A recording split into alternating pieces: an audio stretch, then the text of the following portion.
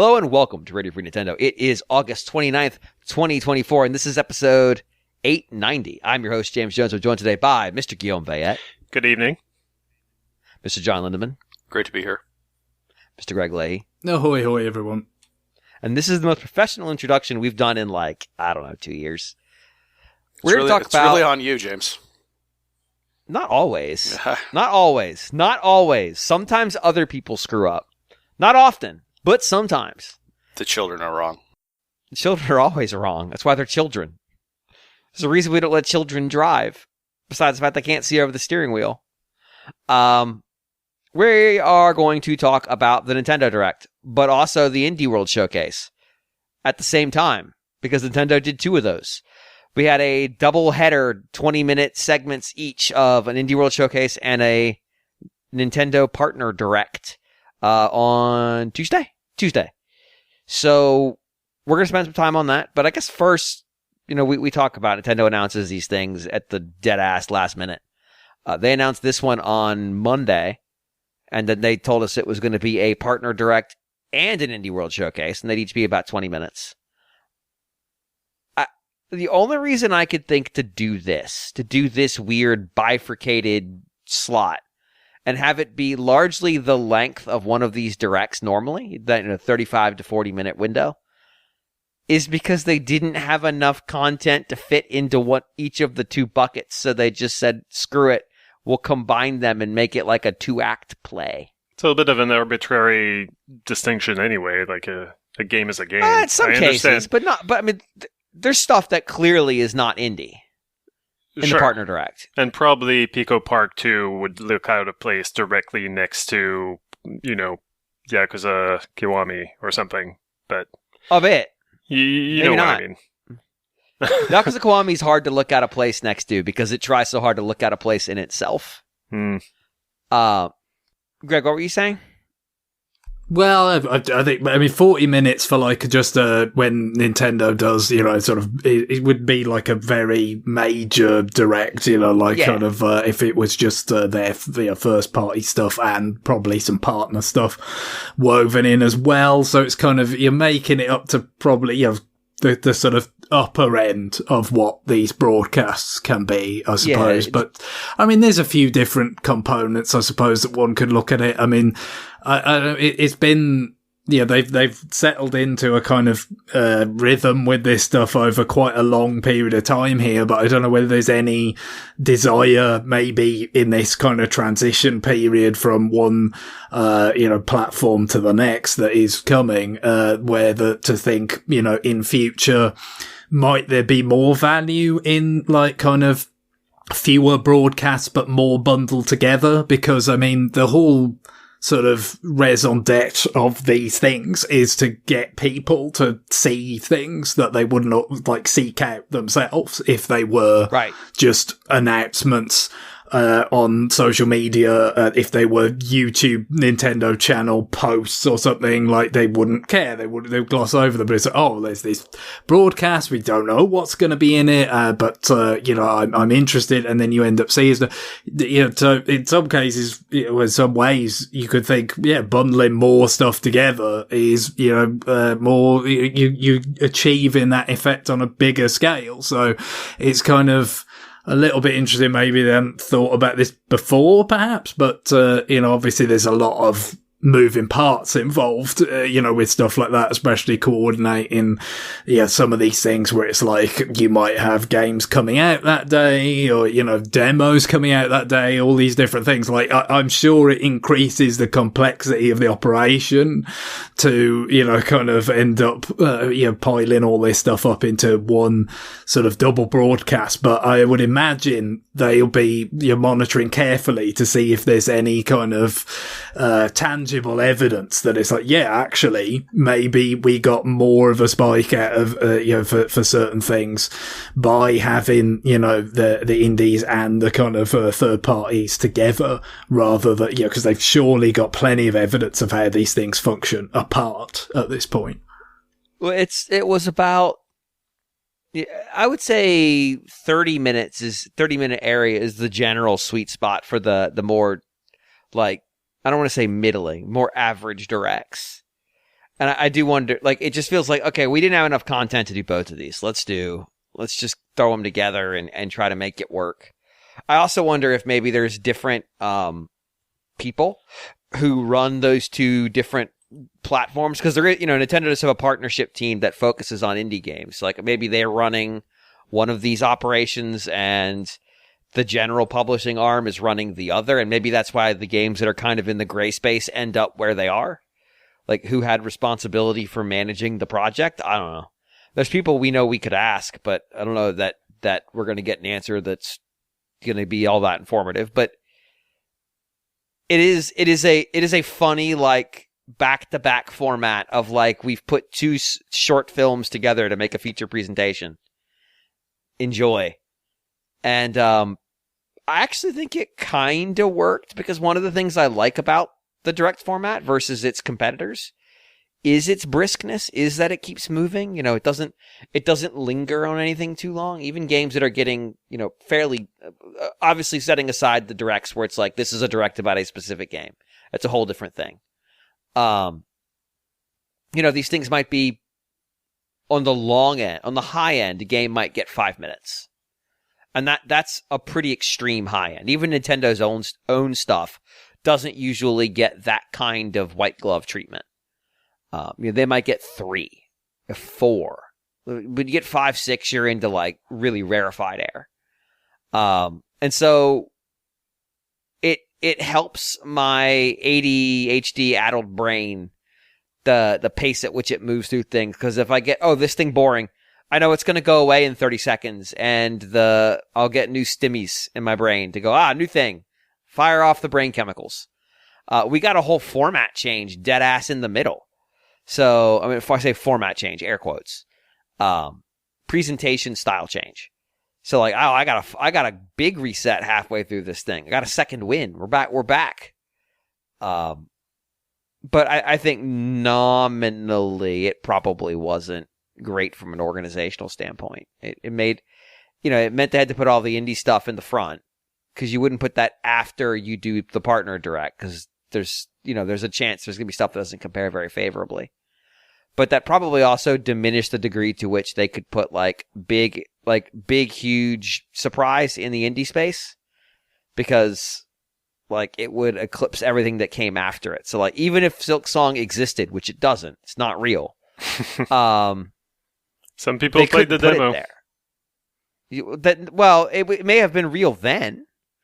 It doesn't mean it continues to be real. It could be formerly real. It makes me feel like they had to maybe be a little bit more selective in what they ended the show with on that segment, just because there was a whole nother segment spinning up right afterwards, and you wouldn't want to hit too hard in that space and then suck the wind out of the sails for the next 20 minutes worth of announcements. It's a minor consideration, but it is something that I'm sure somebody at Nintendo thought about. Which is why we didn't get the Doraemon Chiron Soft game in our Direct. Can't fucking believe there's a Chiron Soft game in a Nintendo Direct. Hey, if you're wondering what the Chiron Soft games are like, just pick one of them. They suck, but just pick one of them. And you've played all of them. This one happens to have Doraemon in it. It's still the same fucking game. Don't worry, it came to the West, so you can play it on your American Switch if you want. You shouldn't, because it's going to be boring as shit. And I know, even though I haven't played it, because they're all the same. They're all the same. Well, are they exactly just kind of timer games? They're timers. Or? Okay. Yeah. They're timer games. They're so fucking bad.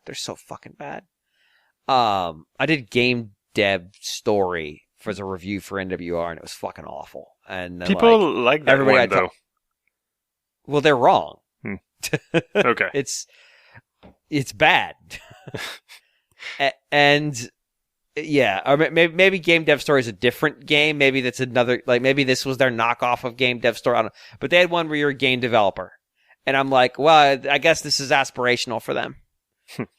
But yeah, they're all the same. Don't buy the Doraemon game. If you like Doraemon, just go watch Doraemon content. Don't go fucking play this piece of shit. yeah, great. The first game we talk about is a piece of garbage. Awesome. I guess the other thing about it is that it feels like the deck's been kind of cleared here. You know, I mean, the June Direct for Nintendo's first party offerings took us, through into 2025 with stuff like, the early part of the year with, DK, the DKC Returns ports, HD remaster or whatever you categorize it as. And then, of course, Metroid Prime 4, going for somewhere further into the year and stuff. But, and then all the stuff from, for the second half of the calendar year, including, Mario and Luigi and so forth.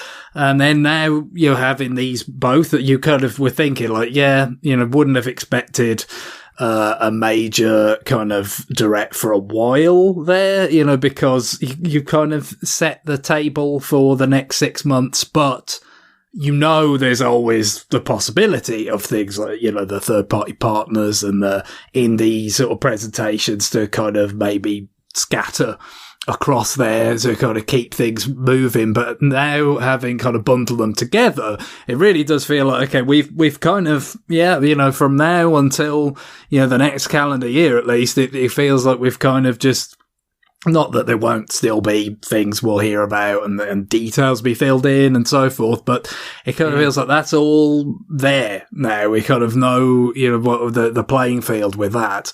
And so, naturally, I think everyone's attention is going to be based now on, when is the transition going to start? When are they actually going to announce? We know the announcement they've committed to is going to be before March of 2025. It's just before the end of March 2025. But it could be February 28th.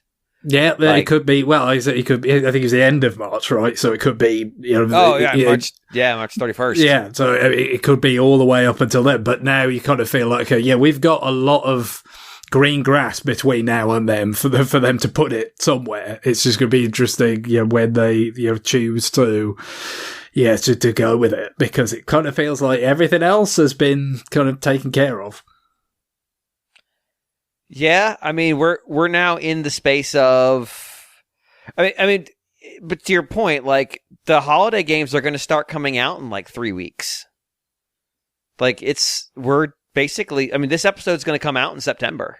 Yep, and that Zelda obviously will be September.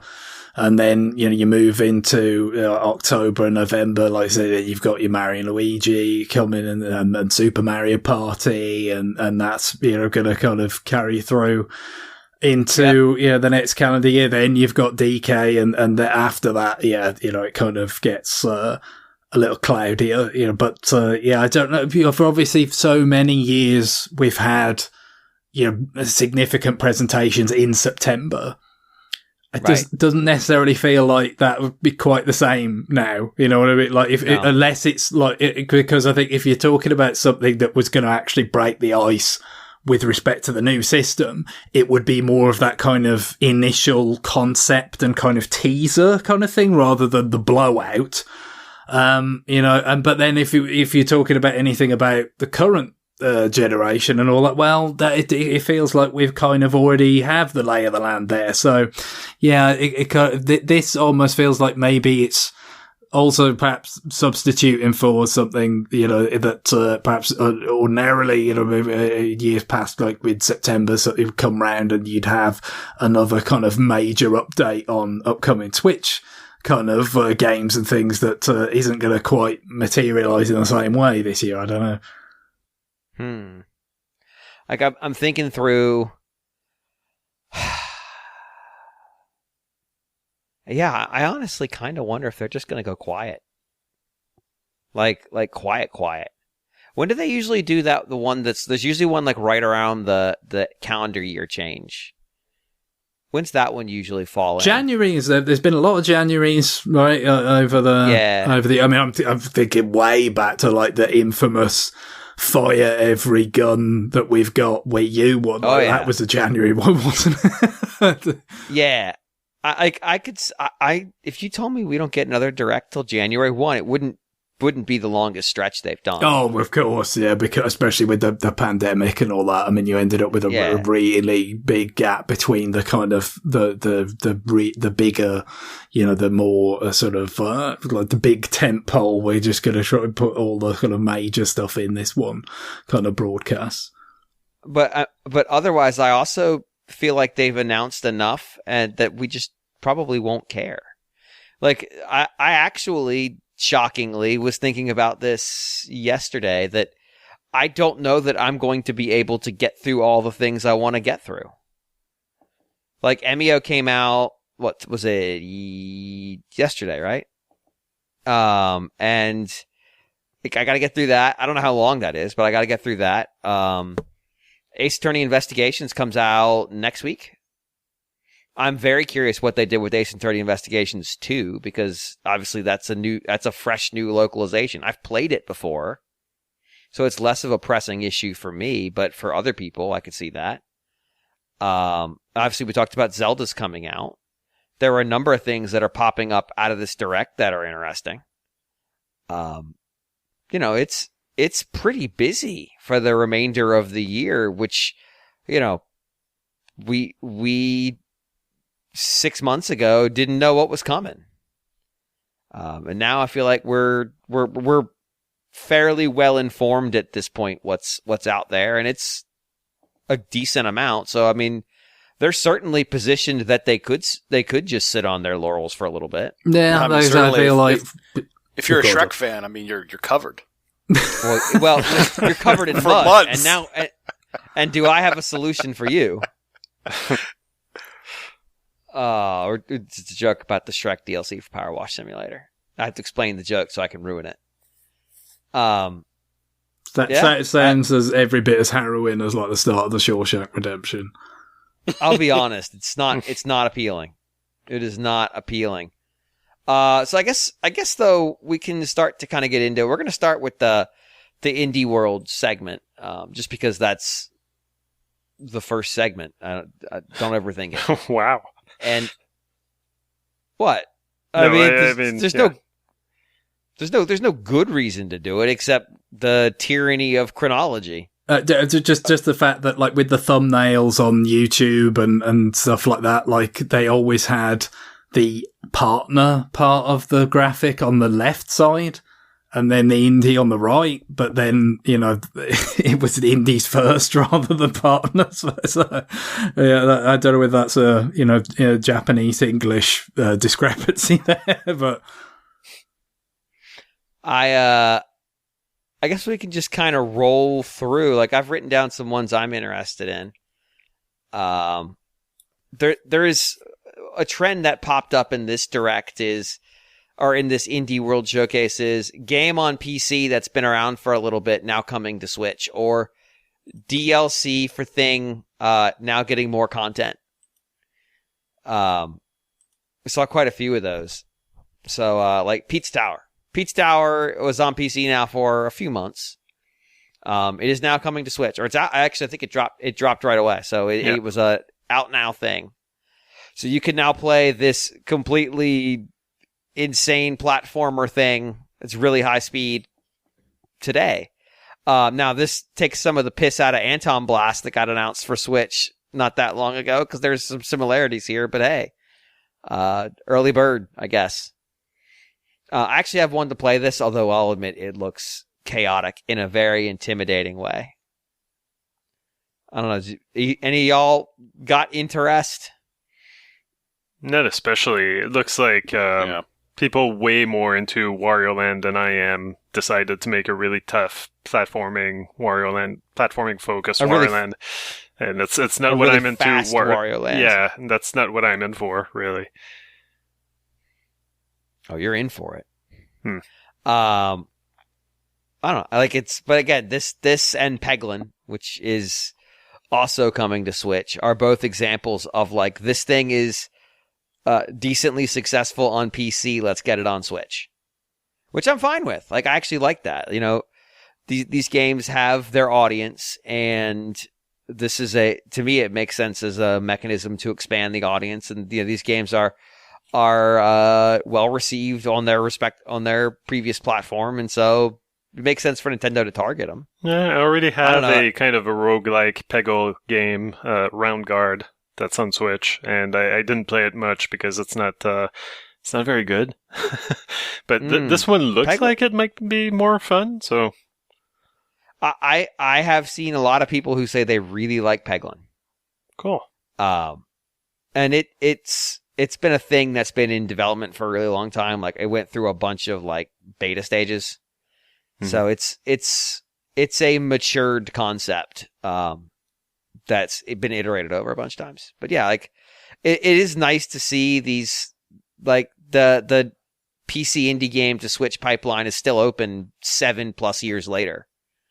And it's a timed console exclusive on Switch as well. Interesting. Yeah, Nintendo put money into this. Yeah. Which I think makes sense. Like, I think this is an appealing game that could work well with the handheld platform more so than it would with Nintendo's competitors in the console space. Yeah, and I mean, there's a large audience out there that has no access to PC stuff, or they don't have a Steam Deck, So yeah, they just don't want to deal with it. Yeah, yeah. Like this to me, this makes sense to be the kind of game to open the wallet for, and I doubt they had to spend a bunch of money to get the timed exclusive, but. This one makes sense. All right, who else had something from the indie world? Well, one of the notable ones, I think, in terms of getting a date, that was the next game from the developers of Greece, which is Neva, I guess. Yes. The 15th of October. That one's coming off. It's as you'd expect, given the pedigree. The trailer showed pretty striking visuals and all that. And so, I think people have played it at other events so far. I've seemed pretty encouraged by what's been shown so far. But that's not terribly far away now, is it? Really, in the middle of October? No, we didn't get a ton about that. Like, it was more of a vibes-based trailer, but. There were a bunch of those this time where it's like, we're not actually going to talk about the game. Here's just some stuff. It's pretty. You'd expect as much. Guillaume, were you going to say something? Yeah, I was going to point out Morsels, which certainly has a look to it. It's it's published by Annapurna. It's got this weird, maybe voxel-based look. It's hard to describe. Like, it's not Ren and Stimpy on steroids, but I guess that's what I just said. Okay, like, it has that Ren and Stimpy kind of disgusting look to it, without being completely like that. And this is a roguelike shooter monster collector. So I don't know what that means. But yeah, like the story didn't seem to, make much sense. Like, you're some sort of mouse that, from as far as I can decipher, has been infected by some sort of hungry alien, maybe. So now you have to have all the morsels, and as you do, you turn into various other creatures. I have no idea what's going on in this trailer, to be honest. And at some point, like, it turns more 3D than it already kind of is. So it seems to play with different, not art styles, but yeah, different looks, different. I'm rewatching the trailer right now, and it's extremely distracting because it's so freaking bonkers. Nice. So, yeah, anyway, it seems like it's got potential. Cool. Anything else of something that jumped out at him? Moth Cubit looks very strange. Potentially interesting. Climbing the corporate ladder of an insect mega corporation. It looks very irreverent. Yes. It's like choosing a different dialogue choices and stuff. I didn't think your character really looked like a moth, though. It looked more like a bat or something. Not really. Yeah. It did look interesting. I thought the Sea of Stars DLC looked really cool. Yeah. Oh, yeah. I'm. Guillaume, you like Sea of Stars a lot, right? No, I didn't. No, it was the other one that killed It was the other one. God damn it! We've talked about this. These two. So yeah, the DLC I was thinking the same thing. Like, Guy played this, right? No. Well, yeah, well, I did for a bit. Yeah, you played it. Yeah, and I kind of I fell off because the battles were basically too slow for me. It's got that Mario and Luigi or Paper Mario time-based combat system, but to me, like it just seems to turn every small encounter into a long ass encounter where you want to make sure that you get the timing right. Otherwise, you're going to make the battle even longer. So I'm just very impatient, I guess, when I'm playing RPGs. Well, the ones where you have to tap buttons in the right rhythm and stuff do demand more of you too. So maybe it makes them feel longer. Yeah. So it's one of those, and so the DLC seems like it's just, well, you get even more of that, so that's good if you like the game, and that's so for me. Sorry, I don't know why I keep confusing those two games, but I know I'm not the only one who does it, so I don't feel so bad. I'm only kind of feel bad about it. Right, like right now I'm forgetting what the name of the game I like is, so like I remember Chained Echoes. Yeah, Chained Echoes. Yes, Chained Echoes. It's very forgettable. The only other game that popped up in that segment that got my attention, I guess, was Wobbly Life on Steam. And the reasoning here is it strikes me as a game that would normally be bad, but this game seems to have a lot of people who think highly of it. Well, it looks exactly... at first I thought I was watching some sort of like maybe Human Fall Flat 2. But then I realized, well, this looks kind of worse. So it can't be Human Fall Flat 2. Yeah, it kind of looked like Human Fall Flat knockoff that you'd see on the Switch eShop, but yeah, no, it's not. It's got a whole open world to explore where things are happening in it, and it's online. It's a very weird looking product. I think it caught my attention just because of how strange it ends up actually being. I don't know that I have any interest in playing it, but I'm fascinated by whatever the fuck it is, which I legitimately don't know. Even though I watched the trailer and then watched some more video. There is a certain like, is this Roblox? Is this like discount Roblox? That popped into my brain, but I don't think so because I think all the content is pre-created. So I think it's just a sandbox online co-op world you can goof off in, which if the interactions are good, I'm fine with. Just a place where you and your friends can go be stupid. That's great. I don't know, was there anything else that popped up? I know there was like the sizzle reel stuff, but that's all stuff we've seen before. Date Everything seemed incredibly unappealing, like shockingly unappealing. I don't know. I just feel like we've had enough of these, like, it's a dating sim, but you're dating the salt shaker. And it's just like, we get it, Yeah, like you're making a dating horny. Sim parody. We get it. Yeah, you're horny and you're trying to make a parody. We get it. We've been here. You want to fuck the grandfather clock. We get it. Yep. You're a bird and you want to fuck. We understand. You know what? No, I will give Hatoful Boyfriend credit because it is so fucking stupid. Yeah. Also, you're a human. You're the only human. You're the only human, which means you're also the only person who doesn't have a house. You live in a cave. Like, it's very That's stupid. Awesome. It's stupid beyond words. And so in that respect, it gets a pass because it's not horny. Hatoful Boyfriend is anti-horny. But it's so fucking dumb. It's so fucking dumb. This is like, I don't know, the weird like semi-parody, but we want to make a dating sim. And we don't want to just say we're making a dating sim, so we're going to make that's a parody. The Balatro stuff. The Balatro stuff caught my eye. So there was a DLC update for Balatro that had all kinds of tie-ins from The Witcher 3, Vampire Survivors, Dave the Diver, and Among Us, which I haven't had a chance to see what they do, but it's cards inspired by those games. I don't know if they're in the main gameplay or if they're like sequestered into their own little space. But either way, it's more Balatro. That's fun. I've gotten kind of tired of that game, so I'm fine to see more crazy shit in there.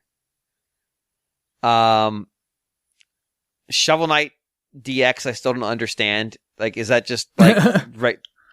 Like, what is this game? Shovel Knight's retro now. That's what it is. It was always retro. I don't get it.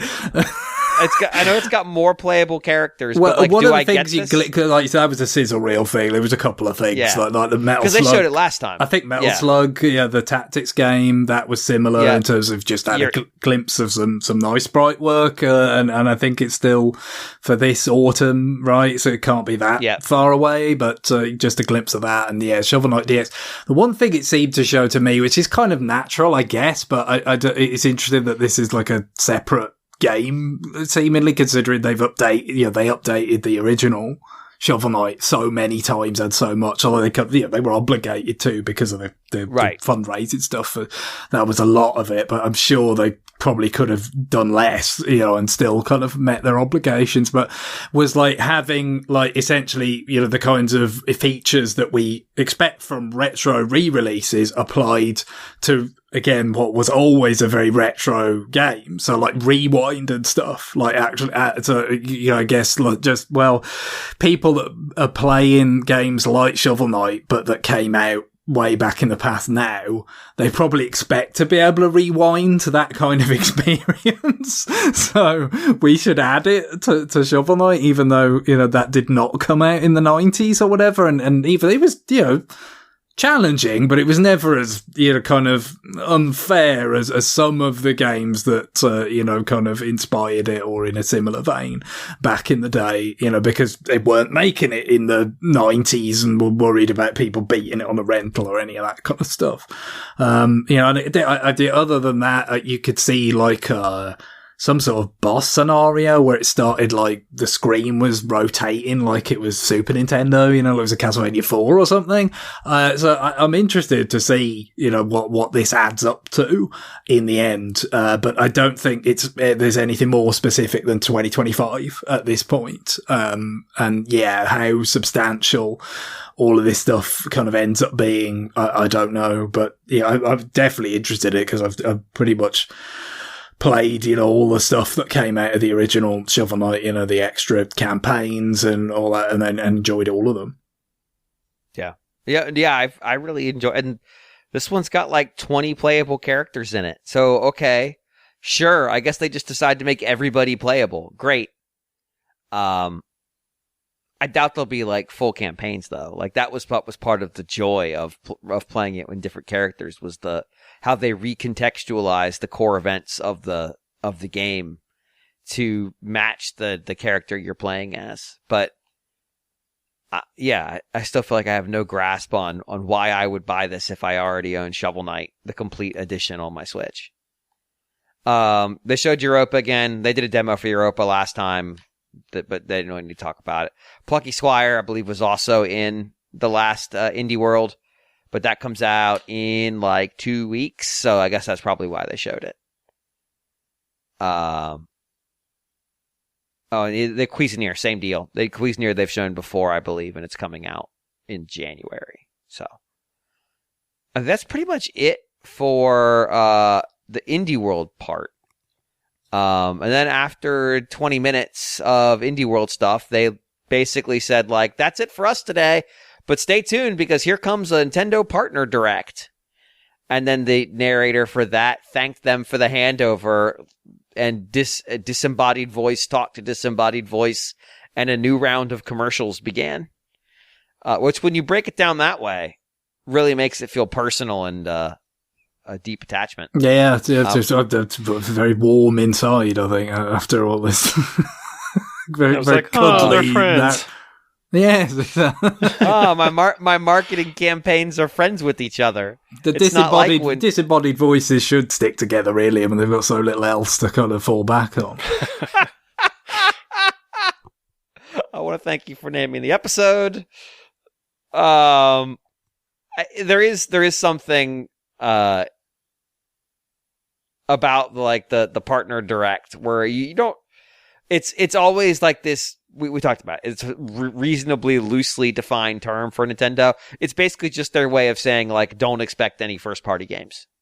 That's what it comes down to. Well, and of course they had to have the, even though, like you said, I mean, the standard they've set, the nomenclature that they've kind of established, it should absolutely have been, clear anyway, but even they had to do it for the bloody Museum Direct, for God's sake. They still have to put the disclaimer out now. It's not going to have anything about the new system, guys. So even though the whole point of this is to get people to pay attention to something that, maybe, or to a bunch of things that they wouldn't ordinarily do because they might be something else that they do care about, we're not having you in the big tent. You people that would think something that silly, you can fuck off. Okay, but what if the Switch successor had been hidden in the background of the museum? How do we know it wasn't? We still don't know it wasn't. Well, no, because the disclaimer said it wasn't. It'd be a lie if it did otherwise. But I mean, it would be devious though, wouldn't it? If it turns out it was like a used Wii Fit board. It's just... We made the Switch successor look like a Wii Fit board. Why? It's just inside it the whole time. You can't see it, but it's there. Miyamoto had it in his back pocket during the entire presentation. Like the Game Boy Micro in Reggie's. but huge. Miyamoto's wearing Jinko jeans so he can fit the Switch successor in his back pocket. Why does it look like Miyamoto's wearing a denim skirt? Don't worry about it. It's fine. Very anime-heavy partner direct, which is kind of the norm because a lot of Nintendo's partners are Japanese, but that felt particularly prescient this time. Capcom with 2 distinct fighting collections. Capcom. They actually lulled me into thinking like, oh, okay, they're going to show off the Capcom X-Men, Marvel collection, and then I stopped paying attention at that point because I was like, old news, and then I realized like, wait, what? SNK? What? What's happening here? And then I realized like, okay, brand new announcement. The only thing that kind of made that less surprising was the fact that we've already just got the sort of SVC Chaos. The SNK side of that crossover from years ago.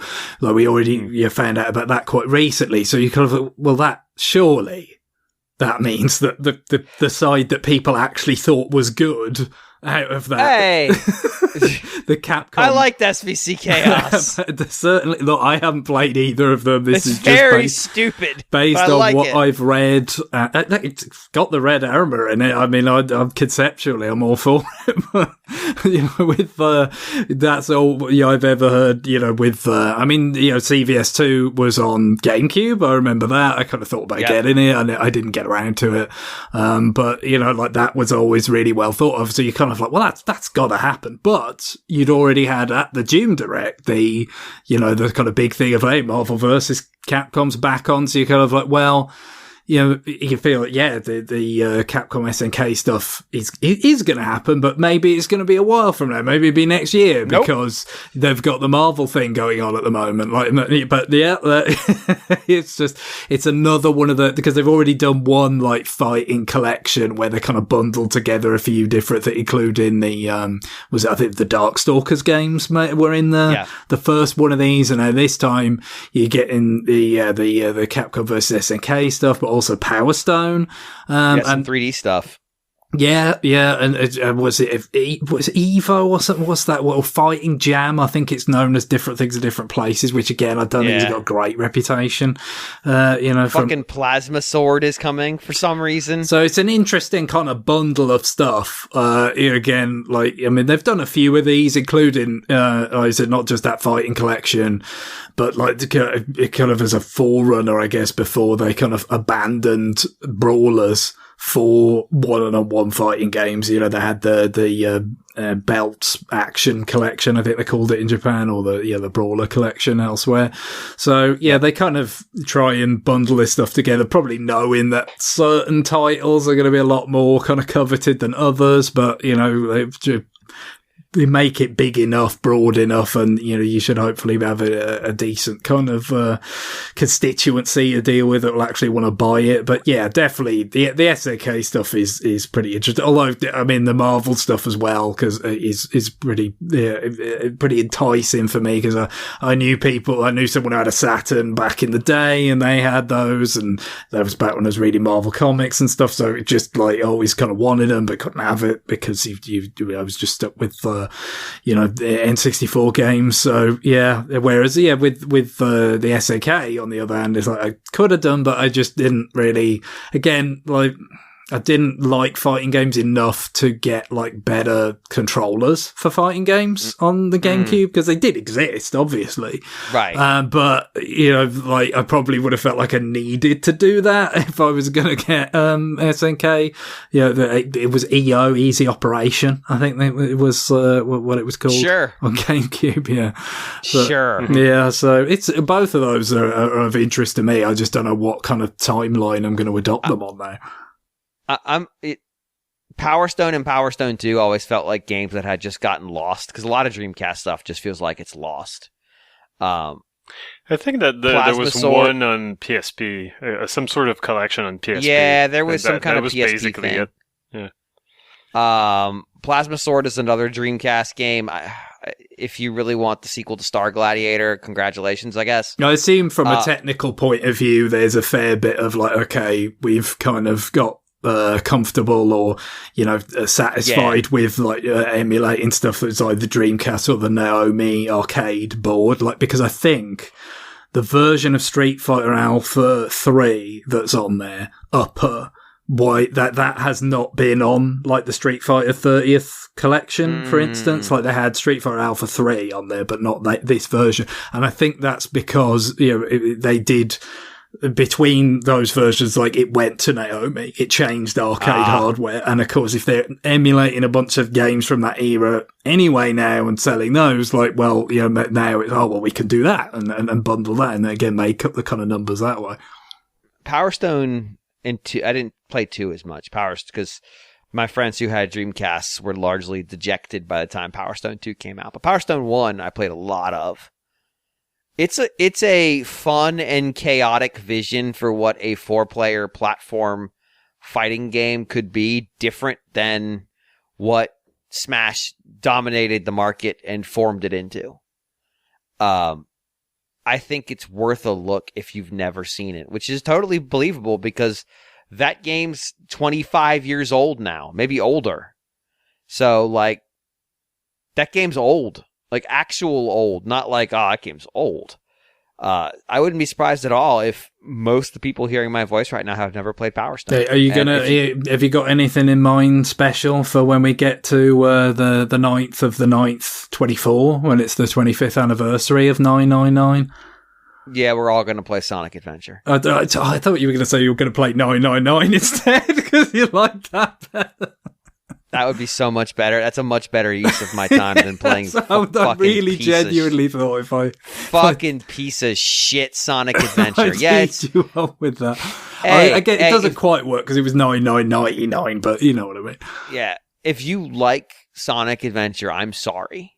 Now, I'm not sorry for my opinion. I'm sorry that you were raised wrong. Because it's garbage. But...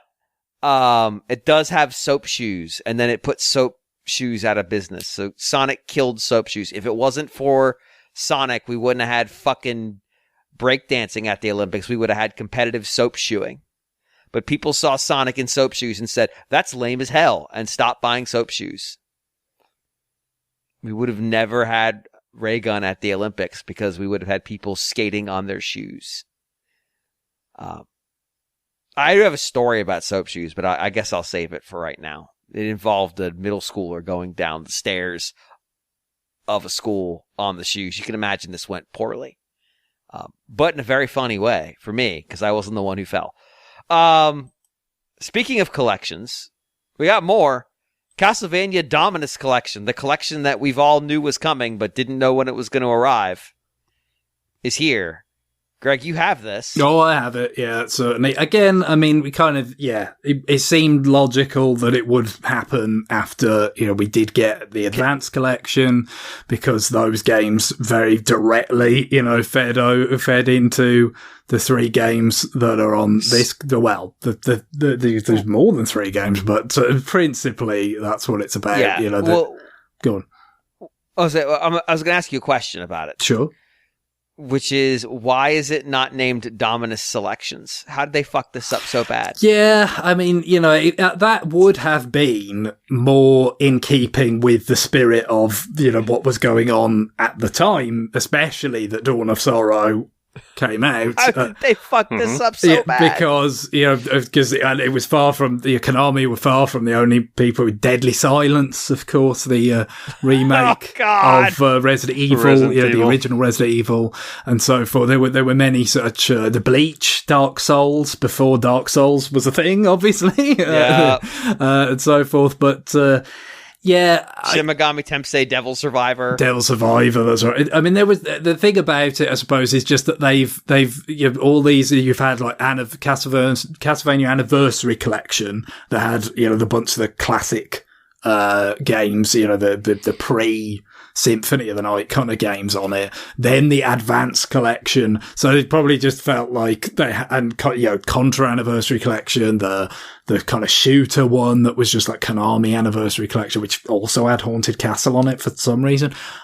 It just like they had to put collection, so selection was not available under that. But they picked an incredibly stupid and pointless word of Dominus, like they were gonna do it. It does. Right? It does tie into the narrative of those games, like the whole power of dominance thing that Soma has, and I don't know whether there's something in Ecclesia as well that's sort of similar. But still, she's got tattoos or something, but I don't remember what her deal is. They were obviously angling to do it and just fucking didn't. Also, we forgot Dragon Sword for the Ninja Gaiden. They could have just gone for the stylized, emphasize the S at the end of Dominus. You know what I mean? Call it Dominus. Yeah, they got close. It's close enough. They know. We know. Good enough. We know that they know that they hold them to a higher Dual Strike inspired standard. Dual Strike, exactly. Mr. Driller, Drill Spirits. God, they're just coming back now. Yeah, there was especially in 2005. Like that's the thing. I mean, if you haven't played, I started playing for new business. If we get there, I'll probably talk about the actual somewhat new game that's in this, which is Haunted Castle Revisited. But in terms of the games that I played before, I started with Dawn of Sorrow because I just have not really played it substantially really since 05. Like, I'm sure I would have probably, put it in like when I got my DS Lite at the end of 07 and just had a look like, what does this look like on the new better screen that I had, and, mess around with it a little bit. But especially because there were successive, games, like Ecclesia, Portrait of Ruin to play eventually, but also because Aria was always the one that kind of I just replayed more because I remembered liking it a bit better and sort of it being a bit more kind of compact, so it was just better for replays. Yeah, Dawn of Sorrow, in my opinion, had the problem of they started making you what's the word? You could stack the souls, like you could get the souls more than once, and so you had to hoard. So you could call them Duplo souls. Like basically, like you could make your boost of luck better by having 2 such souls, and then they made you farm it. That's the word. Well, they made you farm monsters for a specific soul. That I've seen with that already, just playing it a bit, is that like you can like enhance your equipment with spare souls. So it's like, if you've got a spear and you can make it into a better spear I've got a spare, whatever, like another skeleton thing or something. Like it can make my spear a bit better. So it's like you give it. I don't know if there's more to it and as it goes on, but that was the most immediate thing which I'd completely forgotten because again, I've not really played this substantially in 19 years. I mean, it's right. barely more than half as old as I am now when I played this. Have you had to draw a rune yet? You can draw stuff. I think I did try because they have you sign your name on the save file, and I do have a stylus for the Switch, so I use that for that bit. But with terms of the bits where you have to seal things, it gives, I imagine you could, I could take out that stylus and do it, but it also gives you the opportunity to just essentially make it a button combination. So it's kind of okay, there's different buttons is a different position on the circle, and you're just remembering, okay, you go from, 12 o'clock to 6 o'clock to 3 o'clock, to 9 o'clock, and that's a seal, and you just press the buttons that correspond, with those positions, and that's fine. I don't need to draw it. You could probably make an argument that it would be better if it were just gone altogether, but it's fine that I'm okay with that. So it sounds like it just turns it into a quick time event. It's akin to that, yeah. I mean, I guess, funnily enough, 2005, right? That was the year that Resident Evil 4 came out. So, those things were kind of, getting popularized, around about then. Like I say, and in that vein, it's kind of a gimmick, it's not something, especially now, you're just well, why is this here? But, they were trying to do something. There are other kind of things going on with the touchscreen in the game. It's quite an early ability. It's okay, there's all these, ice bricks on the screen. And you kind of supposed to use the stylus to carve a route through it, right? So you can, climb up to somewhere or whatever it might be. Yeah. And of course, again, it's a bit inconvenient not having the way everything was with the DS, the stylus right there and everything. But they also, in addition to, being able to actually, have a touchscreen on Switch, which you wouldn't have if you were playing the Xbox version or the PlayStation version, you also just have if you hold down, I think one of the back shoulder buttons, use then, one of the analog sticks to guide a cursor to just do it, that way, kind of, emulating the stylus in that fashion. Works fine, because it's not asking you to do anything, or certainly what I've played of it so far, and just based on, again, kind of hazy memories at this point, I don't think it ever asks you to do anything super, kind of twitchy or precise there. Again, it's just kind of okay, it's, they were probably developing it for GBA and then decided, to move it to DS because that's, was the priority, that Nintendo made clear itself. And, okay, well, what can we do with this? And that was one of the ideas they had. But that was the one question, right? We always thought, well, this collection it's got to happen eventually, right? But there were some things that they're going to have to deal with that might make it a bit more kind of fiddly, and, how well they're going to handle them. And, once again, it's M2, on duty for the emulation and all that. And I think so, for what I've looked at it so far, it seems like they've handled those challenges, pretty well, because, with the screen layout stuff, you can have, the default is, to kind of, have the main playing screen kind of, not the taking up that much of the screen, but by far, the dominant screen of the ones you've got, then a smaller section for the sub screens. But it actually lets you have both at once, because when you were playing on DS, it would be okay, you've got the action screen with the gameplay happening, and then the other screen would be like, where you could have the map, or you could have where it tells you about what souls you've got equipped and like the current, like the last enemy you fought, like what's its rarity in terms of souls, and you know what like properties does it have, what's its weak to, and things like that. Well, now with this sort of setup, you can have both of those at the same time, which is actually quite useful. I mean, those subscreens do end up being quite small at that point, but it is kind of useful because like the map, obviously you kind of want that a lot of the time to, you know, kind of keep giving you what was so nice about these sorts of games on DS is kind of constantly having that there to kind of plan and track, you know, how your kind of exploration is going without having to pause the game all the time. But you also, because there is a lot of with all these souls and the equipment and the enemies and all this stuff, like there is actually some value in seeing that screen as well, especially because like one of the powers you get, I think fairly early in it, is the ability to have different sets of things. So it's like, okay, I'll have a set that's more about exploration with my souls, right? And then I'll have a set that's more for like, you know, head-to-head combat, right? You have attacking power and defense and stuff like that. And so it's just kind of nice to be able to have that, on that sub screen there, where you can see, okay, these are specifically the ones that I've equipped. Because you could forget, from whenever, sort of gap you might have between picking the game up and all that, and which one is equipped right now, which set was which, because it's just kind of like set A and set B on the main screen.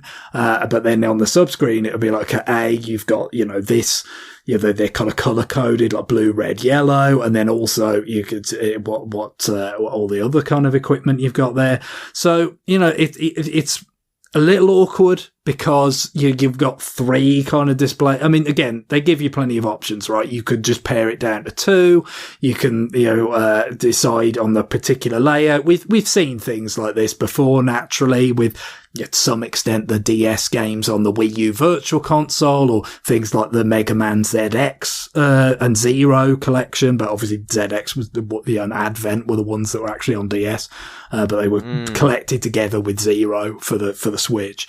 They usually give you these sorts of options. I'm not going to say anything terribly groundbreaking, but just to have the option of having both there at the same time, and it kind of, the image on the main display seemed to scale pretty well that way. And just like, again, I mostly played this on the DS Fat. Like, I probably saw it on DS, like, and so definitely, like, looking at it on the Switch OLED, even if it's only a certain percentage of the screen, like, you got much greater appreciation of what they were doing with the graphics, like the sort of the weird, like, polygonal houses that are in the background of the village at the start and stuff like that. Like, it's much more clear kind of what's going on, and, just hearing the music again, it reminds me of 2005. It really does, and it seems really quite enjoyable so far.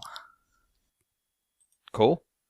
I'll be honest, I have almost no experience with these games, so I might actually get into them.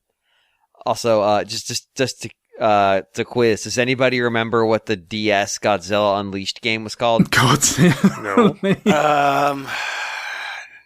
Destroy. Daimajin sucks. He was trash talking other kaijus. No, that'd be good. It is Double Smash. They didn't even fucking try. I know, didn't even try. They just had to get that DS in there. That implies. I mean, was there a single Smash? Yeah, there was the full size game on GameCube. Oh, obviously. Okay. You get to smash across two screens now. All right. Yeah. Speaking of collections, again, still speaking of collections, Tetris Forever. Yeah. Hey, we hear you like Tetris. What if you had all the Tetris? Well, and there's a lot of there's a lot of Tetris. Tetraminos. Well, I mean, I'm just talking Tetris games. Are they called Tetris? I don't know. Tetrad. When you have plural games? It's stuff of Tetris, like iterations, installments, version. None of it's very snappy. It's not. Yeah. Tetris. There's some there's a bunch that are kind of like Wordtris and stuff like that. Feels like kind of a limited selection of them, or just ones that I'd really never heard of. Well, it had to be ones they could get the rights to. Yeah. Right, yeah. Something like Wetrix was not officially a Tetris game, or Tetrasphere, I guess, or Tetris Attack.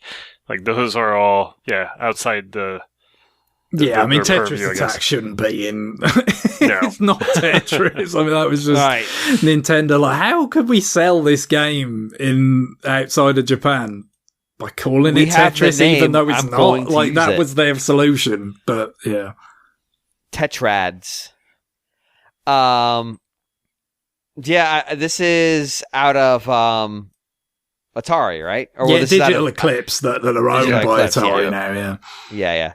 Bombless, Tetris, Battle Gaiden, and more. That's not all. There's a brand new Tetris experience called Tetris Time Warp, where you jump between gameplay styles across the series. If it actually plays different and isn't just a visual, like now it looks like Hatris and actually has the rules of the relevant game, that could actually be chaotic in a fun but miserable way. Sure. But I suspect it's just going to be the visuals. But hey, Yeah, it seems like like it's a Digital Eclipse thing, so they've got the video interviews and stuff like that. So that's pretty cool. I think that's more exciting than just a collection of old Tetris games, and Tetrads. That's something that Digital Eclipse has understood for a while now. Because I bought not that long ago and talked about Space Invaders collection, and I only came away from it thinking like that's way too much Space Invaders.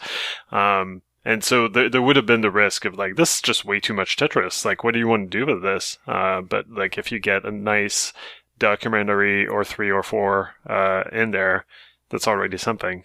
And you get to play Hatris and whatever.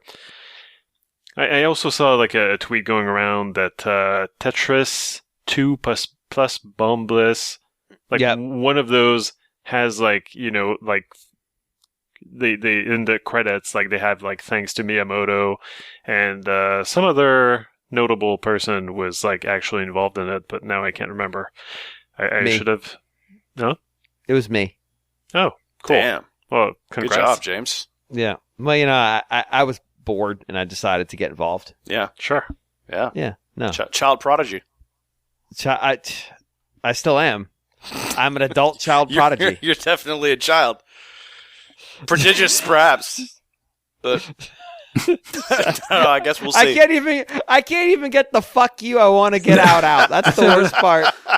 I feel like if John is turning into Mozart's father and Amadeus here. Just disapproving of everything James is. See, the concept of a character who is a child prodigy but is now an adult and hasn't progressed beyond the fact they were once a child prodigy is a very funny character archetype to me. Where it's just like, I achieved my goal at age 7, and now fuck my life, I guess. The next 60 years are just going to be abject misery. There are infinite possibilities in that character for producing content, ranging from I can't remember what it is. I think it was Billy the Quiz Boy on Venture Brothers, where the name is what is. He won quiz shows when he was like 8. To oh god, there's another one of these in one of the relatively recent movies I'm blanking on, but there is just opportunity abounds for a good character. Make your character about young me fixing Tetris when he was 4, and then or Bombliss specifically, and then never achieving anything of such high standing ever again. Speaking of collections, I found the tweet, and basically like Tetris 2 plus Bombliss was developed by a team including the founder of Creatures Inc., the director of the first 4 Dragon Quest games, plus special thanks to industry giants Shigeru Miyamoto and Masanobu Endo. There you go. Yeah. Speaking, so thank you for that transition. Speaking of the first 4 Dragon Quest 3 HD 2D remake got shown. Yeah, it got shown, which was not the first time. First time is that we got a freaking date for it. November 14th. Yeah, finally. It's been a long time coming, and I think they probably spent a lot longer on that in the Japan version of this broadcast. They did.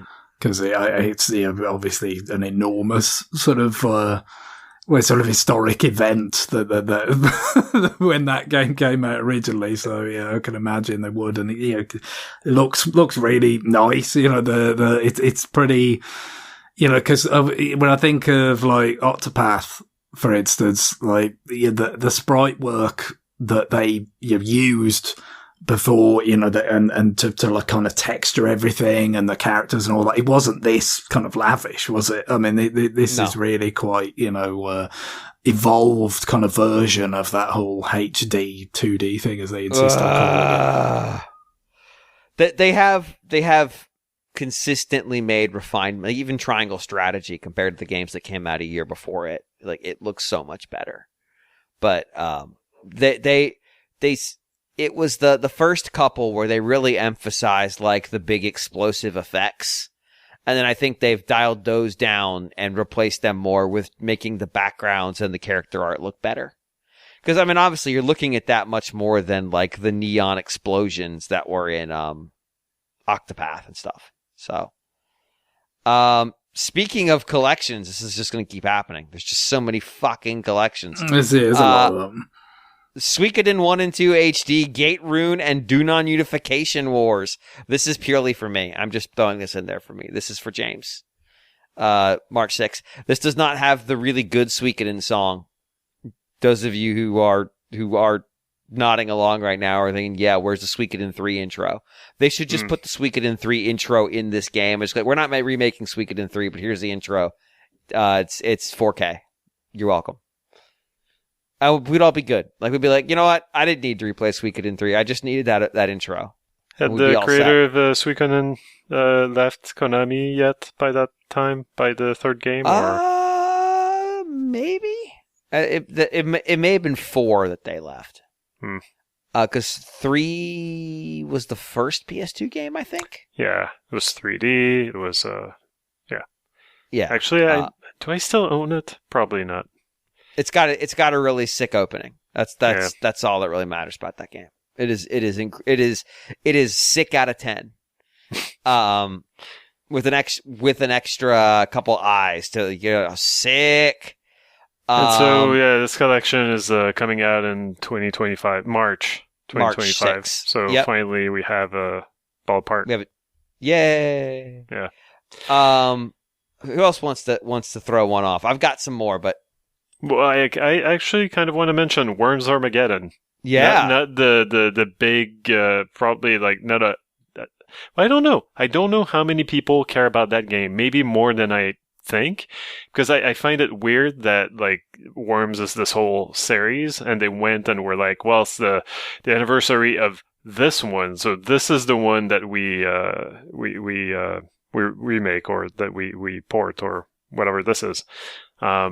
So maybe like they've got stats that like this was the most popular one. I don't know, but it's certainly the one that I played the most, and it's just a good Worms game. You had the options to just put your team of worms against another team, just like any of the other games, but it also had kind of like these challenge modes where like you had to use different powers in a certain way to solve the stage.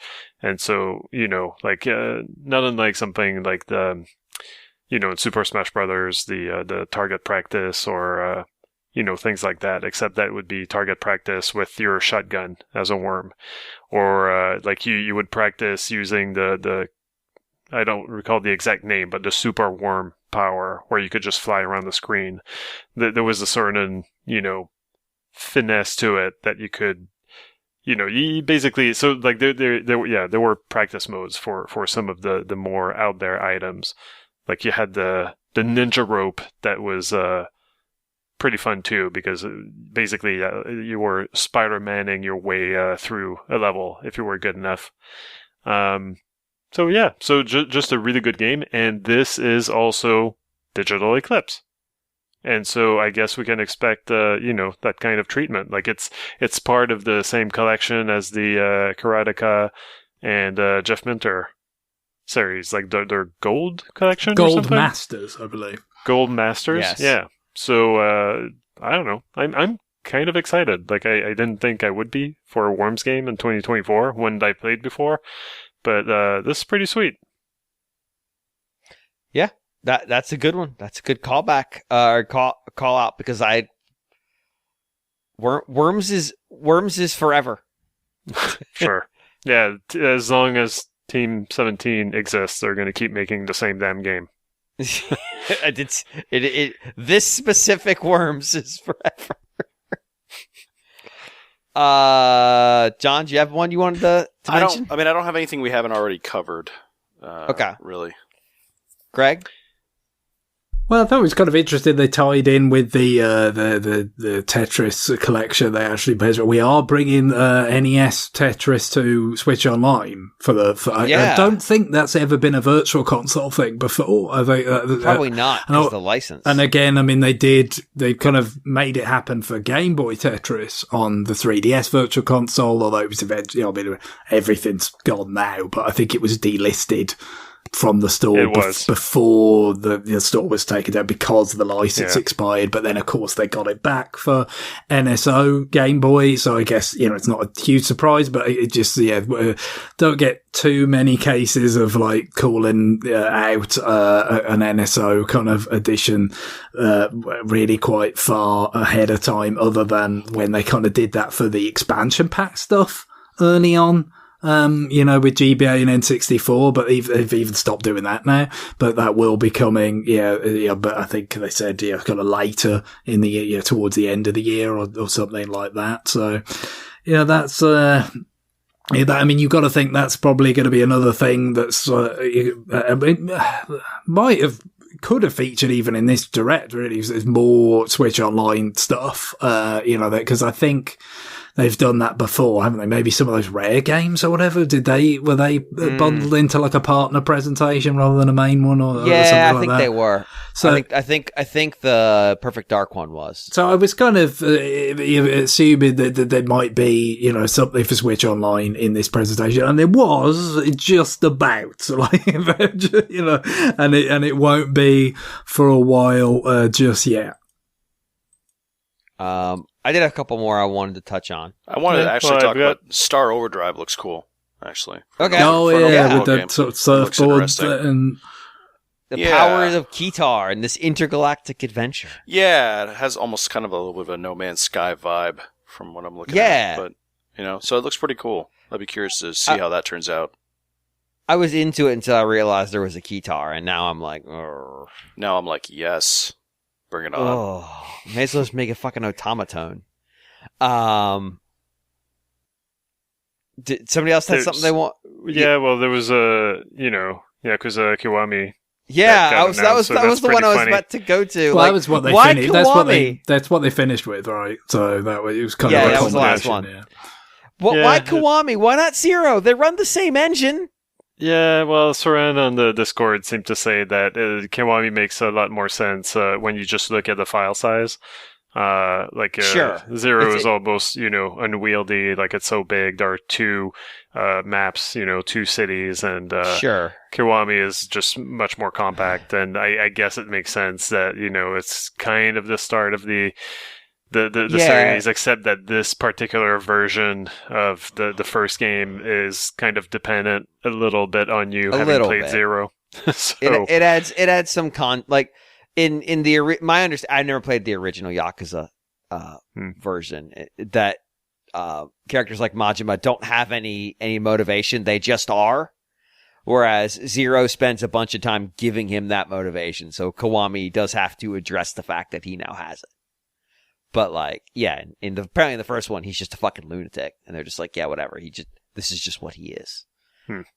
But yeah, it's fucking Zero, man. Figure it out. I understand the file size thing. Fucking figure it out. I don't know. Maybe they're saving it for Switch 2 or something. I don't know.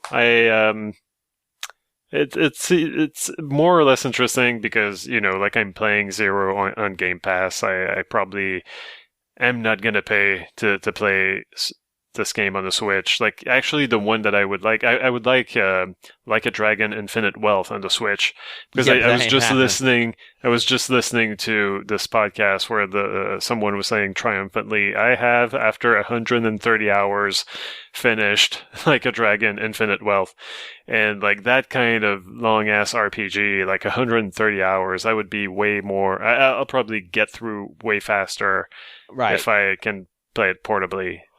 But yeah, Kiwami, like, it's a much, much shorter game. I guess maybe the main reason perhaps that I would play it on the Switch rather than on Xbox would be if I decide that this is when I get into which mini games does this one have, like shogi or like, yes, I could learn mahjong or whatever it is. Like, if I decided, like, okay, I'm gonna actually learn these games, I guess it would be good to have portably. But you can learn, like, Kabu Kabu and other games played by gambling deviants in Japan. Yeah, in hindsight, it makes sense that these games didn't come out on the Wii U, because the Wii U was a failure. But the sport is pretty late. They for did the Switch. In Japan. I want to say 1 and 2 came out on the Wii U in Japan. Oh shit! Right. Right. So, like, and actually, it didn't do well. Yeah. But they were the original, not Kiwami, obviously. Oh. We'll never, because Kiwami didn't exist yet on Wii U. Hmm. We're never going to get Kiwami 2 on Switch, because that uses the Dragon engine, and that would melt the Switch.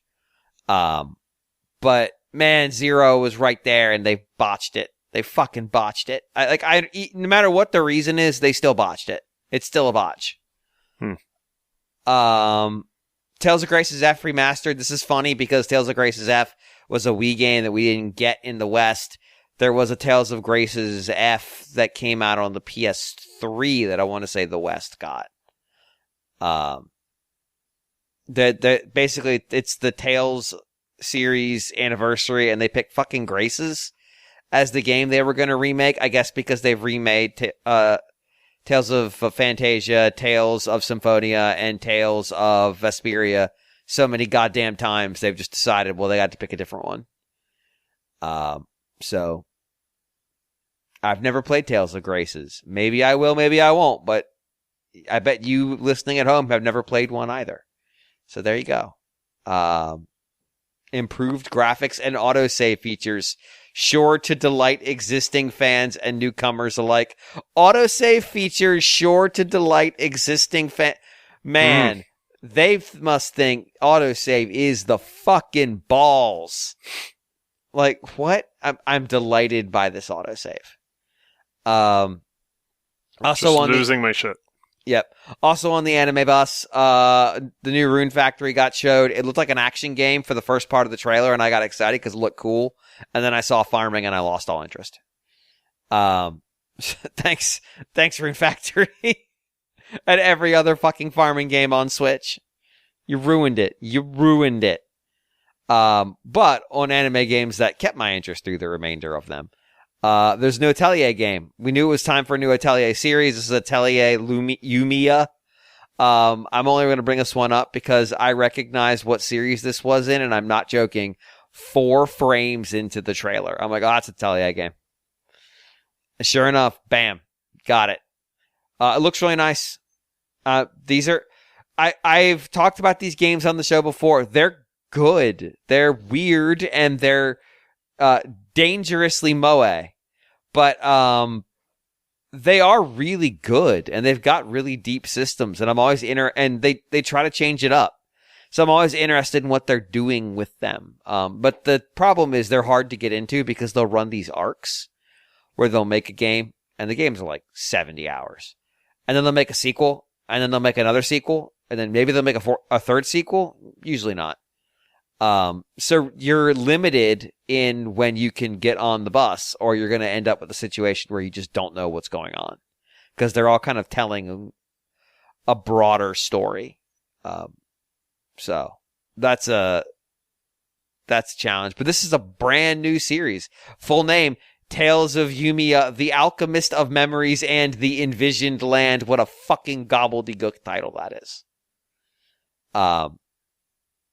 But it's an open world game, which I think is new for the series. So that's interesting because so much of the series is about collecting material to do your alchemy. And putting that in an open world setting could be really interesting. Is it going to be good? No, these games are never really good. They are 7s with a bullet. But they're the good kind of 7. So, keep an eye out for it, I guess. Anybody else have anything else they wanted to call out?